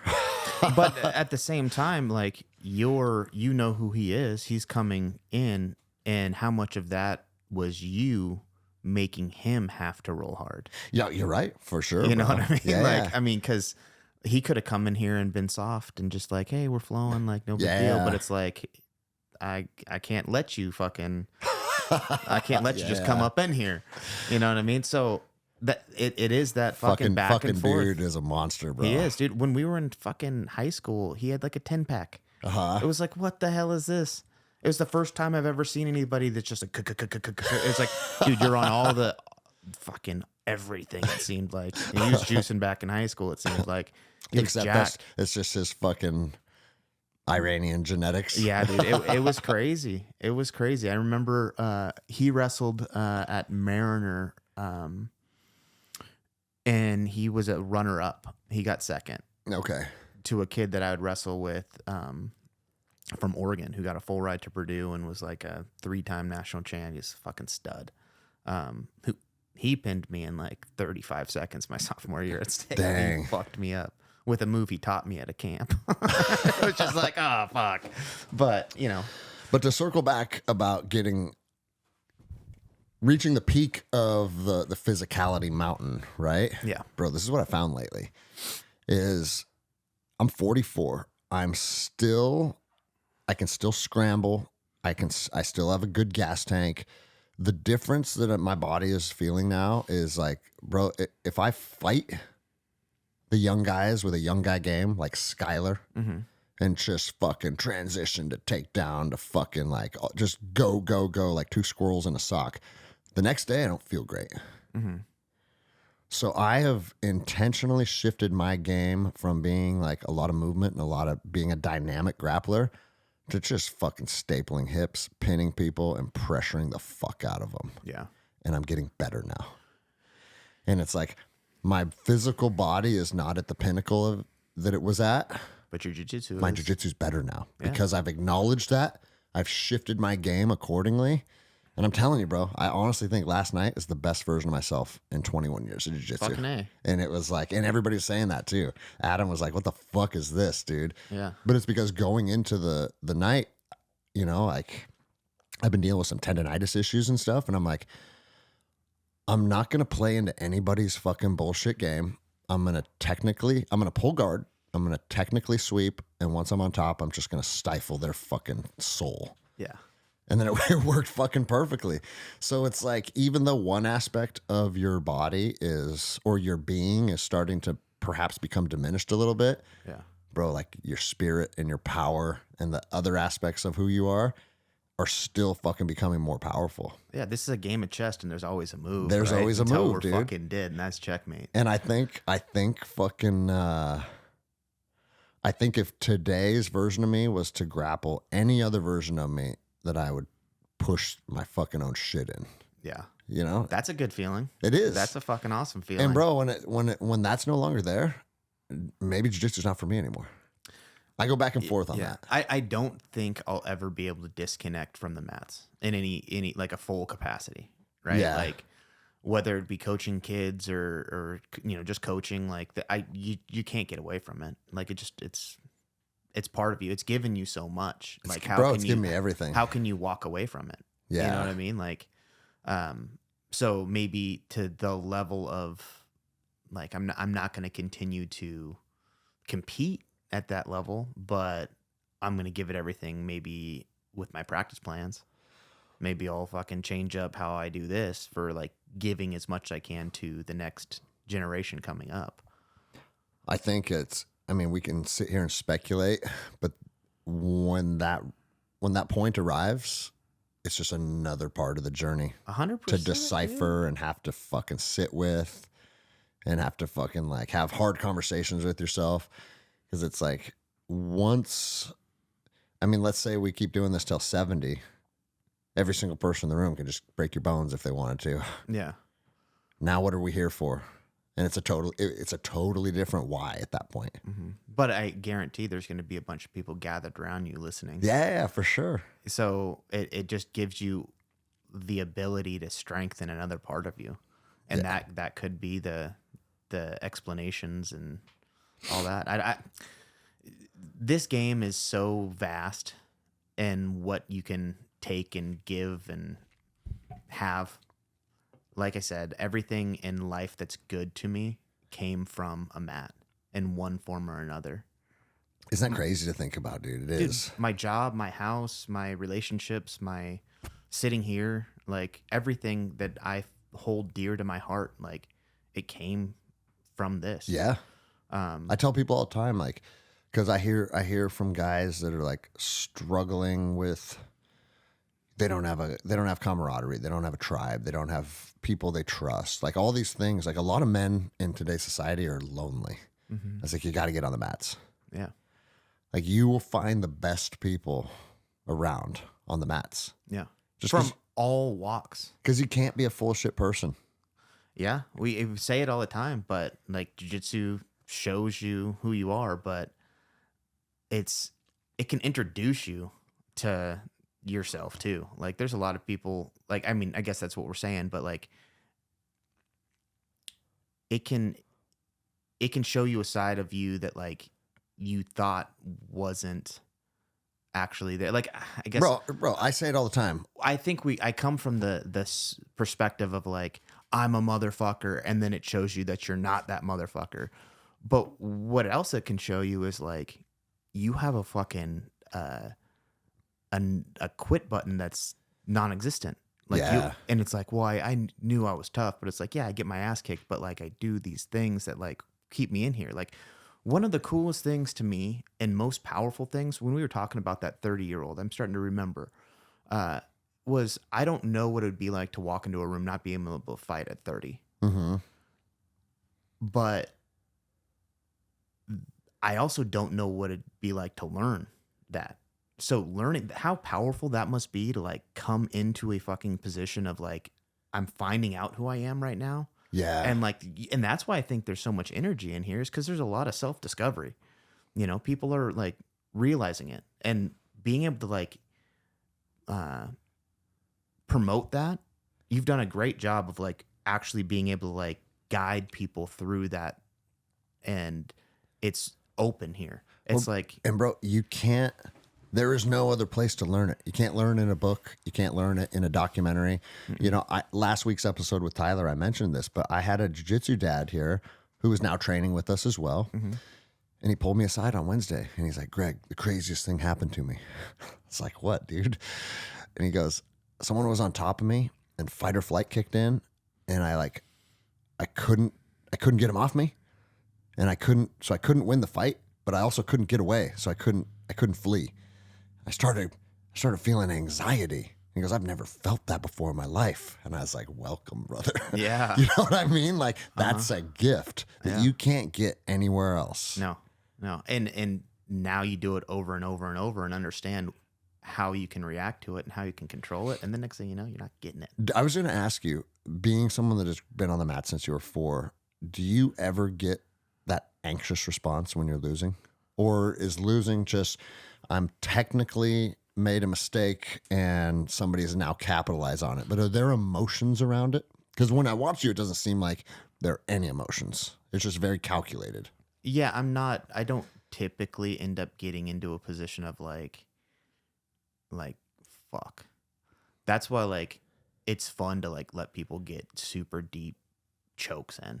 And so like, you can visit that realm often. Just touch it, you know, and like have, because it's like, but don't get me wrong, like I think that I go into rounds. This is my biggest problem. I go into rounds like being gentle, like being soft, and it's like there's a couple people I feel like you don't get that out. Daniel, you fucking, I mean, you guys fucking put it on me, right? So like that, with that, you don't get to have that round, but that, you also find yourself like avoiding eye contact during live rolls, right? So it's like I mean, there is a little bit of like, you know, how hard do I want to go, and like, is it worth like, because I know if me and Daniel roll at the point we're both at right now, someone's gonna get hurt. We're both getting hurt. Yeah, we're both walking away with. You're both coming off of like tears in the knees and throwing your backs on shit. Dude, it's like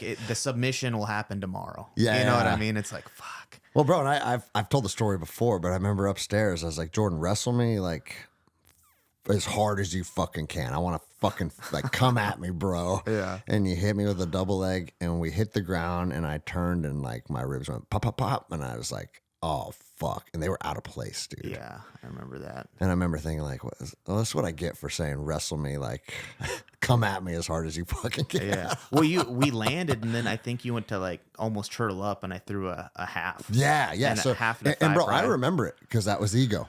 You started to flatten me out, and I was like, I'm sitting up. I don't fucking care, dude. And like it was like I got wrung out like a towel, bro. Yeah.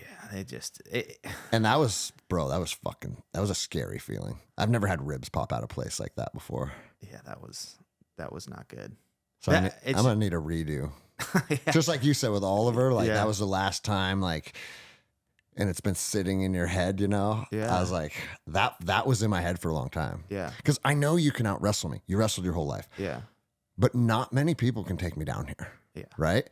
And so, like, for you to just do that so effortlessly, and then it caused an injury too, it was something I had to sit with for a while. Yeah, dude. I mean, that's the thing is like, and I think that's why it's important to go hard.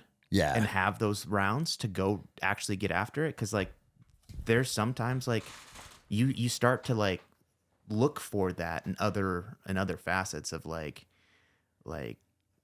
letting people get super deep on your fucking armbar, or, you know, whatever, just to touch that feeling of like, what's this actually like? I need to fight, and I know the levels of who I'm rolling with.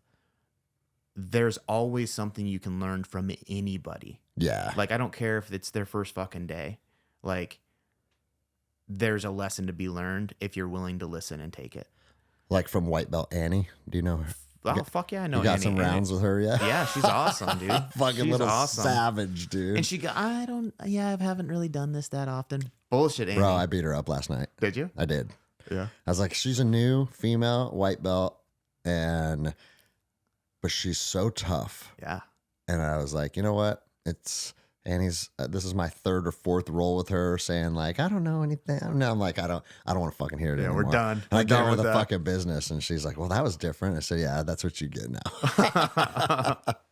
Yeah, she's awesome. She's got a good attitude and just wants to get after it. Yeah. So Have you noticed? And this is where the wheels fall off for most wrestlers. But you have embraced putting the gi on. You like it's.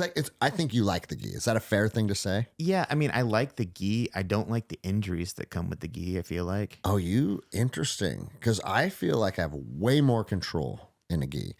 But I guess if you've grown up your whole life no gi, that's the realm in which you have comfort in, Yeah. or you have more. I guess you would say control. Yeah. Because a perfect example is like Paul, right? Yeah. When me and Paul's the man. Paul do no gi rounds, it can get kind of gnarly because that dude's scrambly and he's strong and he's fast, and he also grew up wrestling. Yeah. And once I can pull it into the realm of jiu-jitsu, into like a butterfly guard or something, now I can start to pull ahead because it's like I'm taking your wrestling away and I'm forcing you into the realm of jiu-jitsu now, right? Yeah. But when he comes in with a gi on, the realm of jiu-jitsu is from the time we slap and bump. And he is literally a different person. Yeah. There's hesitancy. There's And also like, dude, as soon as I can have just a shoulder grip, one grip on your shoulder, your wrestling is totally different, yeah. you know? Because I can track you now. Yeah, little things like that. Oh, it's huge. And so like I know a lot of people are like, oh fuck the gi, right? But I was like, dude, if you got a coat on, now your wrestling might be different. So it's a consideration. And I've never heard you like say anything negative about the gi or anything about how you don't like it. So I'm curious how you transitioned into it. Honestly, it's like I like no-gi because it's more like wrestling. It's slicker. You can make I think it's not that there's more grips, but I'm familiar. You know the right? grips I know better. those grips. And I like how people have to like I guess it puts me at a level that's maybe above because I know maybe more grips with no gi than other people. And then in the gi, it's like I'm wrapped up in ropes and it slows me down. Yeah. But there's the reality is like I like to feel that different. It's just a different game, right? It's not the same. It's not it to me. It's just a completely different thing. It's a different sport. I like it, but I hate it. My hands hurt from like That's the worst part. trying to get it. I do like how once I started kind of understanding, like I could slow people down too with it and like start using it. There's a lot of like, there's tons of chokes and stuff I don't know. Like I'm not a technical jiu-jitsu guy. I don't feel my game is like very much front headlock. Like the gi is a little, I use the gi as like a cheat for my no gi game, right? So I still grab front headlocks and shit, and like, And bro, that's to tell you the truth, it's not very different from my game either. yeah. I do like controlling a collar sleeve, And I haven't spent enough time. and that's about it for gi grips. Yeah. Like when we came in here today to start recording, you saw some of the guys working worm guard. Yeah. I couldn't show you worm guard. Yeah. Like I literally couldn't say, hey, put a gi top on and let me show you. Like I don't know the foot placement. I don't know where you grip the lapel, and I'm never going to, because that to me starts to become too reliant on a martial arts uniform, as opposed to like I feel like my gi game. If you got a hoodie on, my gi game is going to work. Yeah. You know, And that's kind of what I like about the gi is like it puts you in that situation. yeah, Right. And that's again, I like this because it puts me in a better situation for fighting. Like I want to be a better fucking fight. bro. Isn't that the truth of all of this though?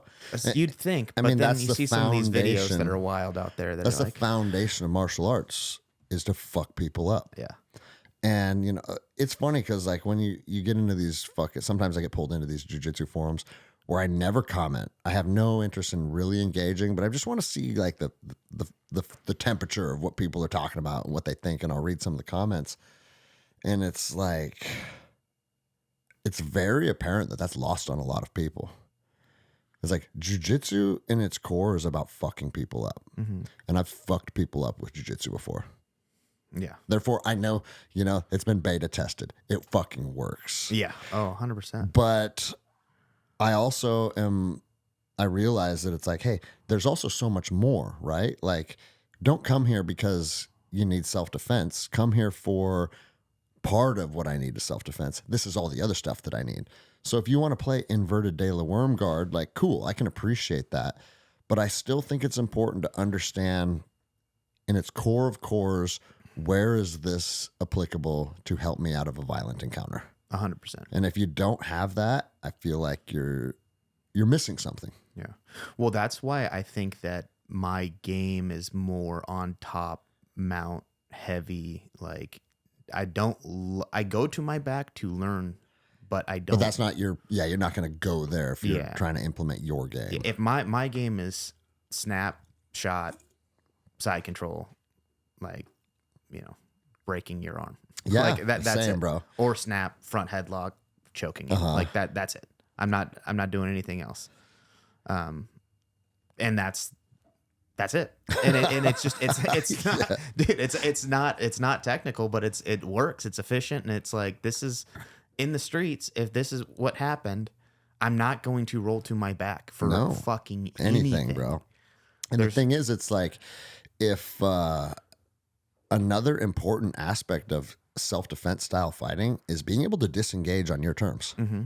If I need to get back to my feet and create space because you pull a fucking knife out of your pocket, I can't do that if you're in my guard. No. So it's like, it's a consideration. But I do say this too. Like, if I found out you were banging my wife and I ran into you at Walmart, it's like, fuck. I don't want to do this, but unfortunately I have to fight Jordan. Yeah. Because it's honor at that point. Oh, yeah. So if I had to fight you on concrete, I would pull guard, because your blast double on concrete would kill me. Yeah. So I think understanding guard is important, but it just shouldn't. I don't think it should be your A game. Yeah, but unless you understand this is for competition, and this is for sport jiu-jitsu. This is a very specific situation in which we're going to engage in a fight. Yeah. And like, the reality is, if you didn't know who I was, I know. You wouldn't be fucking, I would never do that. You know what I mean? Yeah, of course. So, we would never get in a fight. Very small, very specific scenario where I may allow pulling guard in a street fight. Yeah. It's like you flip a dude off and you both signal to pull over, and Jordan Burroughs gets out of the car. You're waving. You're saying, "Hey, I just wanted to get an autograph." Yeah. Oh no, I was waving you over. I'm sorry, it looked like that, sir. Yeah, I'm a big fan. Yeah. I don't know, man. There's just it to me, like, this has not become something that I haven't, in the entire time I've been at Electric North. It's never been, I'm trying to get better at fighting necessarily. I mean, it always is, but that's like taking a back seat to, like, for sure, bro, the people that I get to spend my time with, and like the mentality that everybody has here. And that's really like, that's the part I geek out on. And like in wrestling, I mean, this podcast kind of weaves and turns away from like coaching kids into men, but there's a, how you handle yourself in a loss is more important to me, and how you handle yourself in a win, than the technique you did. Yeah. And here I get to experience that constantly with everybody, and like their wins and losses in life. Yeah. And like, it's like I get to see that transition, and like I get to watch somebody kind of learn those things here, and then how they handle just day-to-day life. Well, bro, and I say it all the time on the show. It's like, I do believe that martial arts in their foundation is for self-defense. But if I could look into a crystal ball that said you will never be in another violent encounter for the rest of your life, Monday morning I'll be here, or Monday evening I'll be here training with the team. Because you're right. That's not what it's about. It's just a piece of the pie. Yeah. You know. Yeah. Well, we didn't go into coaching much, and we still got a half hour or so. So I would like, because you've transitioned, and that's what you do now. You've been coaching wrestling really for how long? Since college, basically. Off and Yeah. I on? mean, when I got to high school, I was kind of coaching junior high. You know, so I mean, that's the thing, and like you see it kind of happen here. We'll pull the little kids Yeah. down, and then all of a sudden, the little bit older kids come down. And it's like, hey, help these guys out. I have always taken that role of like, I've taken it seriously. What I've gotten out of it, I knew at 6th grade, 5th grade, I knew what I was getting out of the sport, and the coaches would always like tell us like, give it back. Yeah. When you're older, give it back because it's important.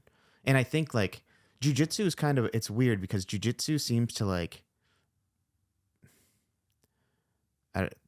you can get money from jiu-jitsu, and jiu-jitsu is getting big outside of schools. But I think if it wasn't for like coaches just giving back as much as they could, like wrestling's like one of the cheapest sports there is. Mm-hmm. And I think that matters. It doesn't matter. It just, nobody gets rich off of wrestling. Yeah. You know what I mean? You can't go pro, but like nobody's having $1 million payouts from winning a wrestling match. Yeah. Like they are in jiu-jitsu now. You know what I mean? Like, Which is crazy. it's fucking awesome. And I think the best thing for jiu-jitsu might be to get it into high school. Well, and it's funny you say that because I just got contacted by a buddy of mine named Sean Kennard, who's a black belt and a pro fighter.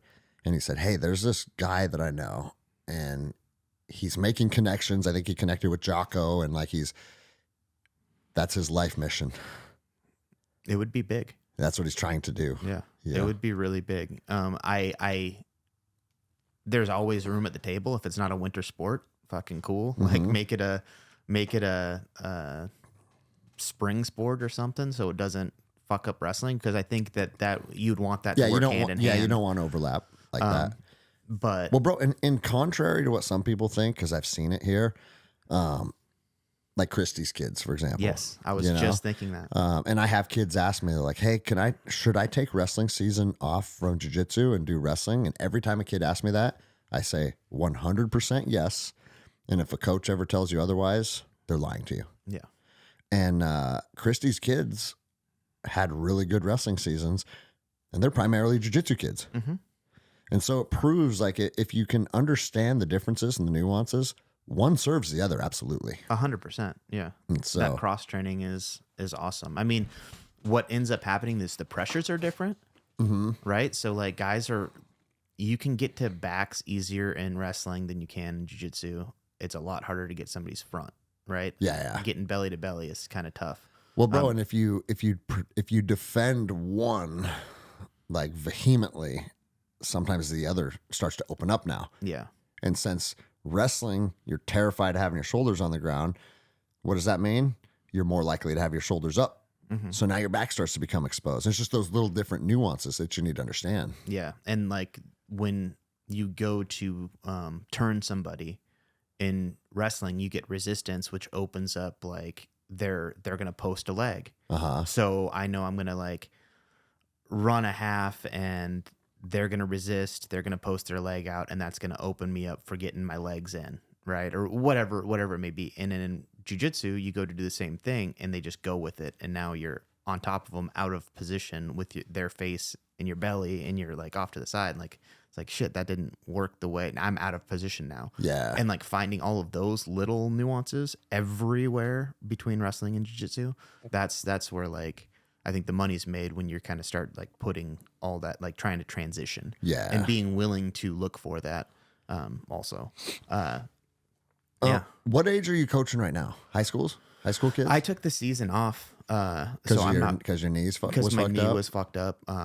Took But the season typically off. it's high school in Seattle, right? It's Or is high it school in Kirkland. Oh, okay. Yeah. So in that I work in Seattle, then drive to Kirkland and drive back. It ends up being a long thing. And I got other stuff going on in life. So I'm, I was like, hey, pumping the brakes. Yeah. Which sucks because I see these kids like that are doing amazing things and I want to be a part of it. But What have you noticed has been the biggest change in kids at the high school age through having you coach them? I'd like to say like confidence. But you know, it's so individual for like certain kids. Like there's a girl who she's, you know, struggling with everything as far as like the confidence goes, and you pour into that and you like say, hey, you're doing way better, like I'm seeing this, I'm seeing that. Like I went to a tournament and talked to her about it, and like you start to see her like open up and be like, hey, you know, like before it was like coach is the guy who just fucking tells me to run. Like this guy is an asshole, like, you know, and I push these kids, push them because I want them to have that conversation with themselves in their head. Like, what am I doing here? Why do I want to, like, what am I, I'm just going, like, this is stupid. Like, in like, you get to know yourself that Well, bro, way. I mean, here's the thing. You literally talked about it in the first hour of those long, hard, gnarly runs is like, you found yourself in there. And even though it sucks, now you're giving it back to them. Yeah. Oh yeah. If I'm not going to go do it on myself. I also found that out about myself. I'm not a fucking go-getter who just is self-motivating and will go on a run by myself. But if a coach tells me today we're fucking running, fucking stand by, because I'm going to be the best runner you ever seen. I don't think we have the capacity. Maybe there's a few exceptions like David Goggins, but I don't think we have the capacity to push ourselves as hard with our own brain as with a coach putting us through a workout. Yeah. And I think maybe bullshit if there's no social media, is David Goggins still running? Yeah, no, but you're I mean right. that there's a certain level of like, yeah, you're doing hard shit to show people to do hard shit. Which is that's your coach now. Yeah, you know, like and again, not to say, but it's like you pour into that and you're using it, and it's like that's fuel. It's funny, That's definitely fuel. It's funny you mentioned that because I have noticed like just little things like getting in the ice. If Jenny's filming me and I know it's going to be a reel, zero reaction to the ice, right? And I don't really have it anymore anyways, but I even notice less fucks being felt because I know people are watching me. Yeah. It's like that, even though that's just a camera in my wife's hand, I know on the other side of that lens is 1,000 or 10,000 people. Dude, I did one ice plunge video that got seen 1 million times. It's like, that's 1 million people. Yeah, it's on the other crazy. side of that camera. I'm not looking like a bitch. Yeah. Yeah, 100%. So your thing about David Goggins is definitely correct. But that's my thought on such a micro level. You're talking like macro stuff. I'm like, I don't want my coach to think I'm That's right. being a fucking bitch. Like I don't want, and then you start like, I don't want myself to be a bitch. Like, but then again, I'm not going on that run. I'm not getting up and fucking doing the things I need to do outside of the wrestling room. Well, I remember when I was doing MMA with Charlie Pearson, and I don't remember what the workout was, but it was a certain number of like reps of this and then that, and then sprawls and then high jumps and then like, and I carried that workout with me to Iraq. And I was like, all right, I'm going to go into our mat room alone and try and do this workout. And I could never perform to the level that I could when Charlie was going, let's go, another rep, down, down, down. Like coach right in front of your face yelling at you. Push it. You can't bring that level of effort when you're alone. At least that's what I found. And maybe maybe I'm a fucking bitch because of that. I don't think so, dude. I think that it's admitting it and like admitting to like, I could have been better. I thought I was doing everything I needed to, but we had one coach. I was so blessed, dude. I had a handful of coaches. Like I lived with a coach for a year. I had another coach invite me to live with him. One of my coaches, my parents got divorced. First person I called, like, I need to get to the mat room, like open up the room. And then he was like, well, since then, every fucking Christmas morning is spent with him and his family. Like I wrestling has given me a family. But I had one coach that would always say the most important words in wrestling is "and then some." And he was like, what do you mean? And he's like, well, you do everything we ask and then some, and you'll be a champion. Yeah. But the and then some part is up to you. Okay. And it's like, fuck, like, okay, well, what's that look like? So you fucking figure it out. Find out, huh? Yeah, and it's like, okay. Like, and then I had another coach that was like attitude and effort. Those are the two things we can control in life. Attitude and effort.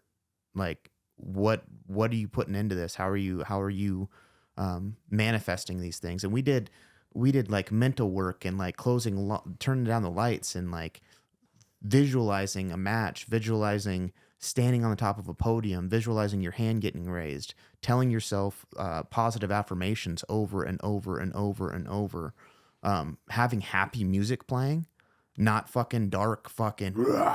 It was always like do do do do do like don't. And it like there was one song and it was like I walked in this room and it's like, what the fuck are we listening to? This Put is some like Pantera. yeah, dude, give me some fucking fuel here. And then it was like, don't look up the stairs, step up the steps. And and it was like this fucking child's music in here. And we're in high school and it's like, what the fuck?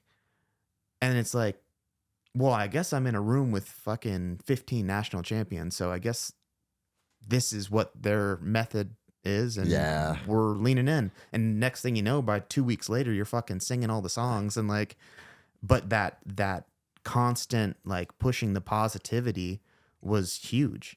And this was like, I mean, this was when you were in high school, right? Yeah. So that's cool, man, because like the visualization and the affirmations, I feel like society is starting to catch up with that now, or at least people that are looking for that or open to that. Yeah. It's no longer a strange concept. Yeah. But even 15 years ago, Oh yeah. that's like cutting edge shit, man. I think the highest level guys in the world were doing it naturally. And we had coaches that coached those guys. So it was like, They knew what the guys at the top were doing. Well, I mean, my club coach, I wrestled for a club in Oregon, or I trained with them all the time, called USA Cobra. And their coach, or the head coach there, Mark Sprague, he was like a self-made millionaire multiple times, right? Get it, lose it, get it, lose it. You know, he's just like, but I'll always get it. Like, that's not the issue. His son was a world champ, like won worlds with the blown out knee, like comping on one leg. Just a savage family, right? Like, but Mark never wrestled a day in his life, but he coached like a motherfucker. So he would go through this like thing where you'd shut out all the lights and he would coach you through like winning. And you just close your eyes, you'd relax, and he would just say, all right, we're on the mat. You're stepping to the line. What are your thoughts? What am I going to do? How are we going to do it? Did I have to sprawl? Did he shoot first? Did I shoot first? I shot first. Oh, he blocked it. He took me down. Now you got taken down. Now what? You work through it. You work through it. And you kind of do these things. But then it was like always ending with your hand being raised and like, you're a winner. You're a winner. I'm a pinner. So that's interesting because he wasn't a wrestler. He wasn't. But no. he knew how to win in different aspects of life. Yeah. And so they brought wrestling. him on board the coaching staff as like... He was a photographer. He coached he would take pictures and like learn technique and like really like followed a lot of this stuff and like really just because he was a winner. Was basically a mental coach for the team. He coaches Jordan Burroughs. He knows all those guys. Okay. He goes to the Olympic Training Center. He's a fucking savage. You know, like GSP he went towards the tail end of his career. He was hiring mental coaches to help him do exactly these things. Yeah. And that's interesting that part of the visualization is like some adversity. Yeah, I mean, I don't think that you have to plan on it. Yeah. Right? Like it's just the realm of reality. Yeah, reality is like, I mean, because you can say like, what's my first 2 moves? But then I don't know what happens after that. It's like, plan on getting fucking punched in the face. Isn't in that fight. fucking crazy, dude? It's like, I tell the guys all the time, it's like, you can build a game plan. Good luck. Yeah. Let me know how your game plan works out for you. So if that's everything and you have no ability to fluctuate from this to that, like you're going to be mentally fearful of what's happening now that my game plan's fucked. Yeah. So it's like, yeah, hey, you got taken down. You're still in it. Yeah. You're still wrestling. You're still rolling. And guess what? The beautiful thing about this sport is you can be losing and almost teched And if you can fucking turn around and pin that motherfucker, you won. You can get your ass beat and pin a guy and you win. You can get your ass kicked for fucking 6 minutes, damn near. Yeah, and then catch an arm. And then catch an arm, and that's it. You can put a motherfucker to sleep in moments. And that's stay in the fight. And bro, that's the beautiful thing about it. And bro, and the other side of that is like, especially when you see that in the UFC, like Anderson Silva got mauled by Chael Sonnen. Yeah.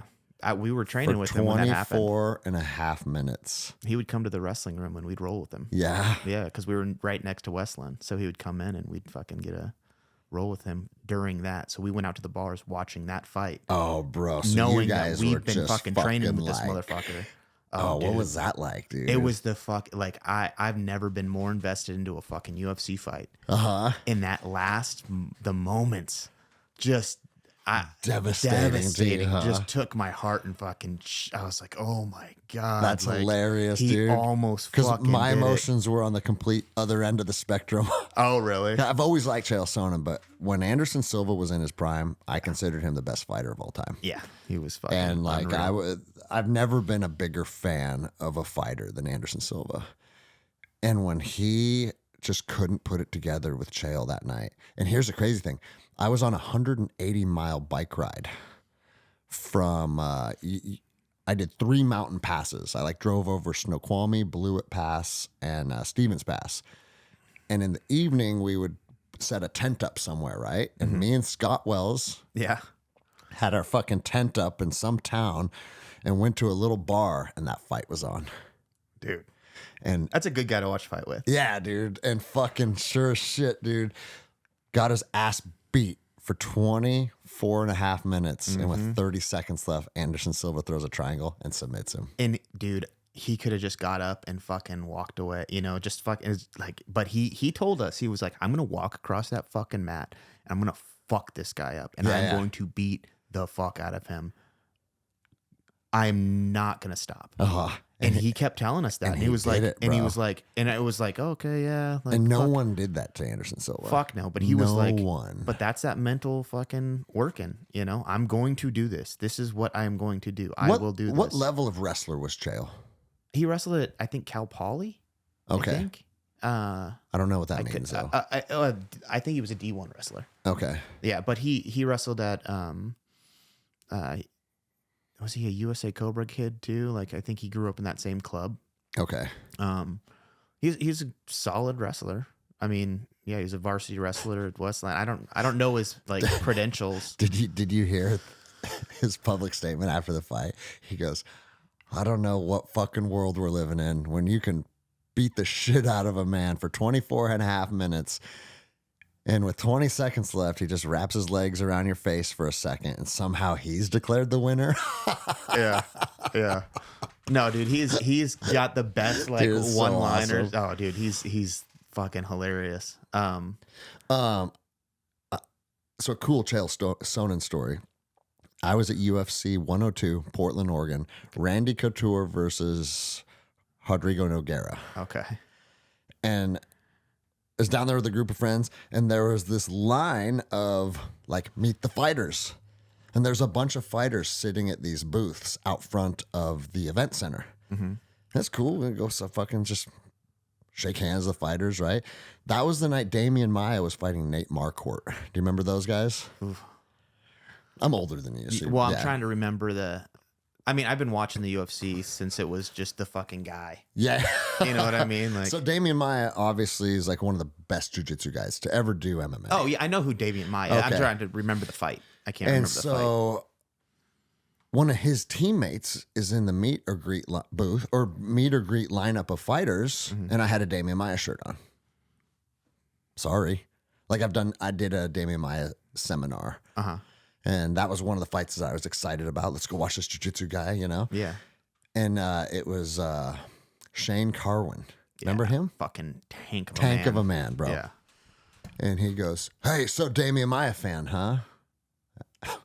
Yeah, okay. Yeah, bro, I'm a jiu-jitsu guy. I'm a Damian Maia fan. You'd think that'd be the end of it, right? And he goes, Nate Marquardt's my best friend. And that's who he was fighting that night, right? Yeah. And I was like, all right, cool, man. Like, hey, I don't know what to tell you. What am I going to say to Shane Carwin? You're 260 pounds pro fighter, right? Yeah. I said, okay, cool, man. Like, and then he goes, Nate Marquardt is who got me into the UFC. If it weren't for him, I wouldn't even be here. And now I'm like, what the fuck, dude? Yeah. Like, do you want to fight me or something? Like, what are you talking? And bro, I got a picture of it. I'll show you him fucking scowling at me. Like, he's mad, right? Uh-huh. And Chael Sonnen looks over at him and goes, hey, bro, if I had a beef with every one of my opponent's fans, I wouldn't have any fans in the UFC. That's not how this game is played. And then he leans over and goes, and bro, I see your ears. I know you put work in. And I was like, oh, he's not just like a one-liner on He's Instagram. A smart motherfucker. He's a real motherfucker. Yeah. And in that moment, he called out Shane Carwin for a dude that he has no idea who the fuck I am, but he just saw this interaction was weird and what the fuck's going on. Yeah, just and bad And energy. he fucking squashed it. Yeah. And I was like, from that moment, I was like, all right. Yeah.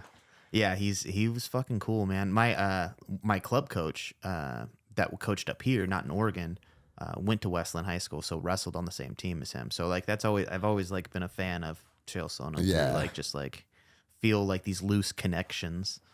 But dude, he was the original McGregor, you know what I mean? Of Like course. he brought that energy of like WWF wrestling, like playing the heel and like making these crazy But backing funny- it up, dude. Oh yeah. You know? Yeah. Now it was a good era of MMA. Yeah. That was probably the best, I think. So too, man. When everybody was able to get their own sponsors and everybody like that was fucking fun, man. Fuck, dude. And it might have been like the time of life I was living too, but fucking A, that was so fun. And he's a jiu-jitsu guy now. At least he was for a while. The Chael? Chael. Yeah. Like I saw his like kind of diving into the jiu-jitsu world for a little bit. I don't think you wrestle very long, you know? Like I think wrestling is not something you see outside of Russia, not something you see older guys do. And like, yeah. as I get older, I'm realizing like more and more, you lean into this, you lean into jiu-jitsu. Yeah, isn't there a wrestler that's like still on their Olympic team that's in their 40s? Yeah. He's I think he's like a Ukrainian guy, but wrestles for the US and like won the fucking trials. I don't think dude, he was like 42. That's so fucking You look at nuts, him and bro. he's just fucking, I can't remember what the guy's name is right off the top of my head. But dude, he's a fucking stud. You look at him and he looks like Yoel Romero. yeah. Yeah, but like, you know, a little older and gray hair, and it's just like this motherfucker, dude. Yeah. Wrestling at that level, at that age, is you just go, there's some genetics there, but I'm hopeful. Yeah. You know what I mean? Like, yeah. yeah, I think there's not many people that can do that, but like this is definitely the path that I believe is like for most is like jiu-jitsu. You wrestle, get a good wrestling background, and like getting into jiu-jitsu, there's longevity in this. Yeah. For actually rolling, you know, there's way more gyms. Like it's kind of funny. I was at Ivan's. This was years ago, but there was a guy who walked in and he was from, where is he from? Ukraine. And he was this big giant. You remember like, was it Todd Duffy in the UFC? Yeah. He looked like Todd Duffy. Oh, great. He was his size. He was monstrous. Just fucking jacked. Yeah. He's like 6'5", jacked, like another 6 inches wider than me. It was just like, motherfucker. Like, and he walked in and he was like, every place I go, when I go to these wrestling clubs, is all little kids. He was like, they're all little kids. And I was like, that's what you're going to find here, unless you go to an MMA gym. And he found himself at an MMA gym. And it was like, he came in and wrestled, and thank God that they only do Greco. Oh, okay. Like, because he would have Because you can get in on his legs. Yeah, he had no clue what to do when somebody was in on his legs, but he was fucking throwing me around like a rag doll when we were doing upper body stuff. And Ivan's was big on like Greco with trips. So Yeah. he would do, but then when I was coaching, it was like, guess what, motherfuckers? Yeah, fuck your trips. Yeah, dude. we're not doing any Greco. It's all down. But he just walked in and he was like, yeah, we wrestle, you know, we wrestled till there's old men in our wrestling club. Yeah. And I was like, huh. Like it's just the cultural It's thing. their hasn't- jiu-jitsu, Yeah. basically. Yeah. So, You know, it's funny. Ivan invited me. This was years ago. No, maybe 2 years ago. I went and did their no-gi one night and got rounds with all their guys. Mm-hmm. And then afterwards, he's like, hey, bro, you should come back to oil wrestling. yeah. And I was like, huh? and you literally put on like Abilene and fucking olive oil. Yeah. And just fucking, and isn't it some foreign dude that runs that side of their program? And it's like, yeah, you literally grease the fuck out of each other to make it really, really hard to get control. Yeah. And they fuck. And try and get control. That's crazy, dude. Yeah. Well, I mean, I think so much of his stuff is like coming from a fighter mentality, right? So the Greco with Rips is like, you don't see too many guys in a like a freestyle or folk style stance in a fight. Yeah. They're upright, more of in this Greco, like upper body stance, so you can throw punches and kicks and whatnot. So we'd go into the red room when that room opened, and we'd fucking oil up. We'd put like, Abilene on our forehead, so like a little bit heavier like grease. Yeah, so you're not going to get cut. So you're not cutting yourself. Yeah. And then it was like, next thing you know, you get a little oil on your shoulders or whatnot, and then it's like shirts off, trying to like get grip on each other and throw and trip, and it was just like, it was fucking hard. That's nuts. Just trying to control people, and it taught you some shit. It definitely taught you, like, you think there's grips or no grips in fucking nogi. Oh, get yeah, oiled totally. up. Yeah, for you sure, know? bro. But then you watch like some of these fucking oil wrestling and like the grass where guys are reaching down each other's pants and all that. Have you seen that? No, I don't watch guys reaching down each other's pants. That maybe just in my feed. Yeah, Fucking my feed's all fucked up. That's part of your algorithm, yeah, bro. it's messed up. And for people that don't know, we're talking about Ivan Salivary, who's a former UFC fighter, and his gym is half hour away from here or something. Yeah, South Lake Union. We've always had like crossover with athletes. Sometimes they come up and train here with like Rob and Vic, and it's like our cultures mesh very well. Yes. And it's funny too, because when Jenny met Ivan for the first time on Saturday, and when we got home, she goes, I like his energy. She goes, he came up to me and said, oh, hey, my name's Ivan. Like, was very intentional in making me feel comfortable. And she goes, I really appreciated that. Ivan is an amazing man. Like he can talk to anybody, and he just like the way he is just so fucking great. And bro, you know what else I love about Ivan? He doesn't care who the fuck you are. Like, he's the nicest man on one hand, but he will also tell anybody on planet Earth what the fuck he thinks. Oh, 100%. No matter what, dude. Yeah.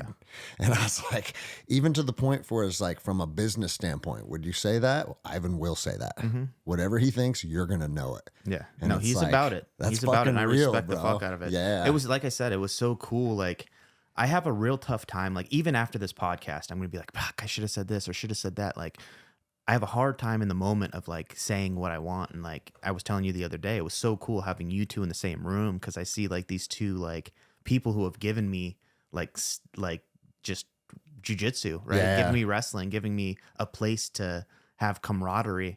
And it's like seeing you two in the same room like warmed my heart. I was just like, this is like such a fucking good feeling. And I just didn't know how to like explain it in the moment. I was like, I fucking love this, you know? Like, I gotta get the fuck out of here. I can't handle it.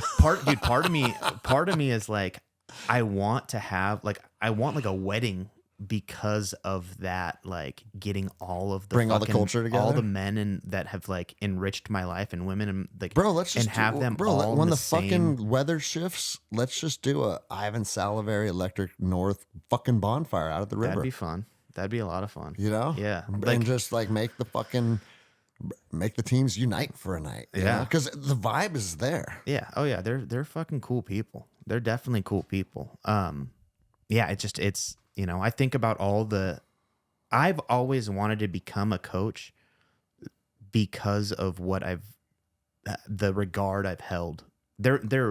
I look at coaches like father figures, right? Now, like I look at you like a brother. I look at like, uncles and brothers and fathers. Like, I just hold such a high regard, but like my high school wrestling coach, I'm part of his family.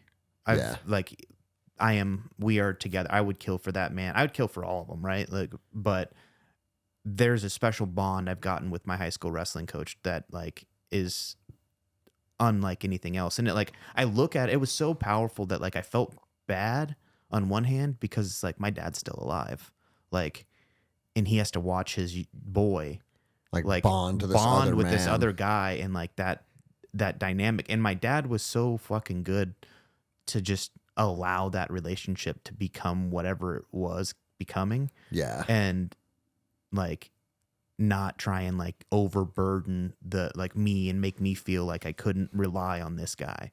And that coach has done the same, you know? So I've just had like such an amazing run of luck with coaches that it was like, you know, I had my high school coach, Corbett. I had club coach Todd, who I lived with him and his wife for a year after college, and my parents got divorced. Like they took me into their house and were like, hey, come stay here. Leif Grunseth, all the energy, like stuff that Tyler's kind of got going. He kind of has that same thing. Like people are like, oh, it's a little woo woo. And it's like, no, he was fucking loading me up with like, what's that called? The needles, acupuncture, and like hitting the gong at the end of the fucking table to have like things go through me, and like using tuning forks and fucking adjusting shit with tuning forks. And dude, fucking crazy. His wife was like, I'm a witch. Anyway, so that's a whole different. I like these people. Invite them up sometime, dude. Like I've been so lucky. Then like Ivan and you, and like just as I've gotten older and become a man, like the lessons I've learned has just instilled in me. I want to give back. Yeah. You know, I want to have a kid to like run through this again, you know? Well, bro, I see it here. Like, I know you've been leaning in on the Thursday evening program for a while now. Mm-hmm. And then as of the last couple months, I see you teaching the fucking 5-year-olds how to do shots. Dude, it's out there with Will, bro. And that warms my fucking heart, because it's like, I always pride this Jiu-Jitsu Academy on building grapplers, not just fucking keep it playful jiu-jitsu guys. Mm-hmm. And seeing that we're teaching our youngest fucking blast doubles and sprawls and shots and getting in on the hips, I was like, bro, this is where we're different, dude. Yeah. No, not very many jiu-jitsu academies have a fucking collegiate wrestler teaching their fucking little tiny kids double legs. Yeah. It's a ton fucking of fun. real, bro. It's a ton of fun. But again, like at the end of the day, all this, like the lessons you can glean from like these sports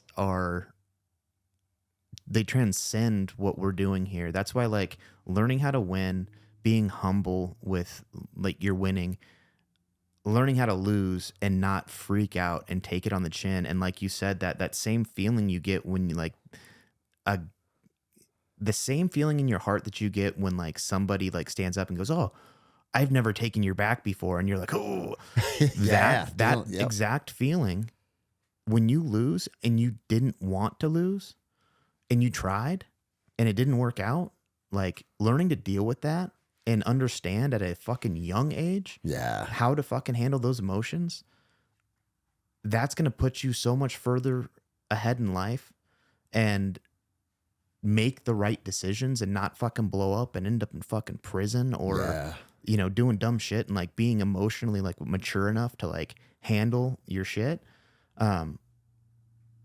Those are lessons that you're learning from the mats, that like everything just, it transcends the mats, right? Like I've said it multiple times. And then you learn how to be like,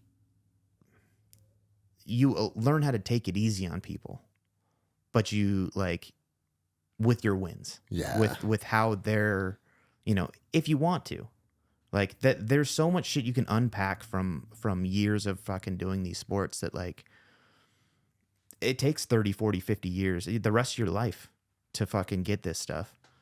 And if you're looking for it, it's there. Right. Yeah, and like, I don't know, I feel very lucky to have you and making this place and having like that. I think everybody feels the same way. Everybody just knows that they're blessed to have this gym. Electric North is fucking done so much for so many people. Well, bro, I always say it, man. It's like jiu-jitsu is the catalyst that brought us together, but jiu-jitsu is actually a small part of how this gym is starting to enrich people's lives. Mm-hmm. And now that you can a lot of people now can see the trajectory of like the lives of the people that have actually decided, hey, you know what? I'm going to kind of lean into this and I'm going to see where it goes. And bro, now we have 100 people who, if you look who they are today, who they were 12 months ago, the proof's in the pudding, man. Yeah. Nobody walks out of here a worse person. Fuck no, man. So, Yeah. well, we're at fucking 2 hours and 15 minutes. We got to wrap it up. Okay. Well, Any fun? Yeah. If you get out of here and you say, hey, I had more shit to say, then we'll do round 2 at some point. Dude. Yeah. So like always, I always add people's contact shit in the show notes below. Maybe you got some young wrestler that wants to fucking reach out on Instagram, say what's up, or ask you questions. Yeah. Just my first and last name, Jordan Krich, on Instagram. That's all I got going. Easy enough, man. Yeah. I appreciate you. Let's go out in the woods and eat some mushrooms soon. There we go. Hell yeah.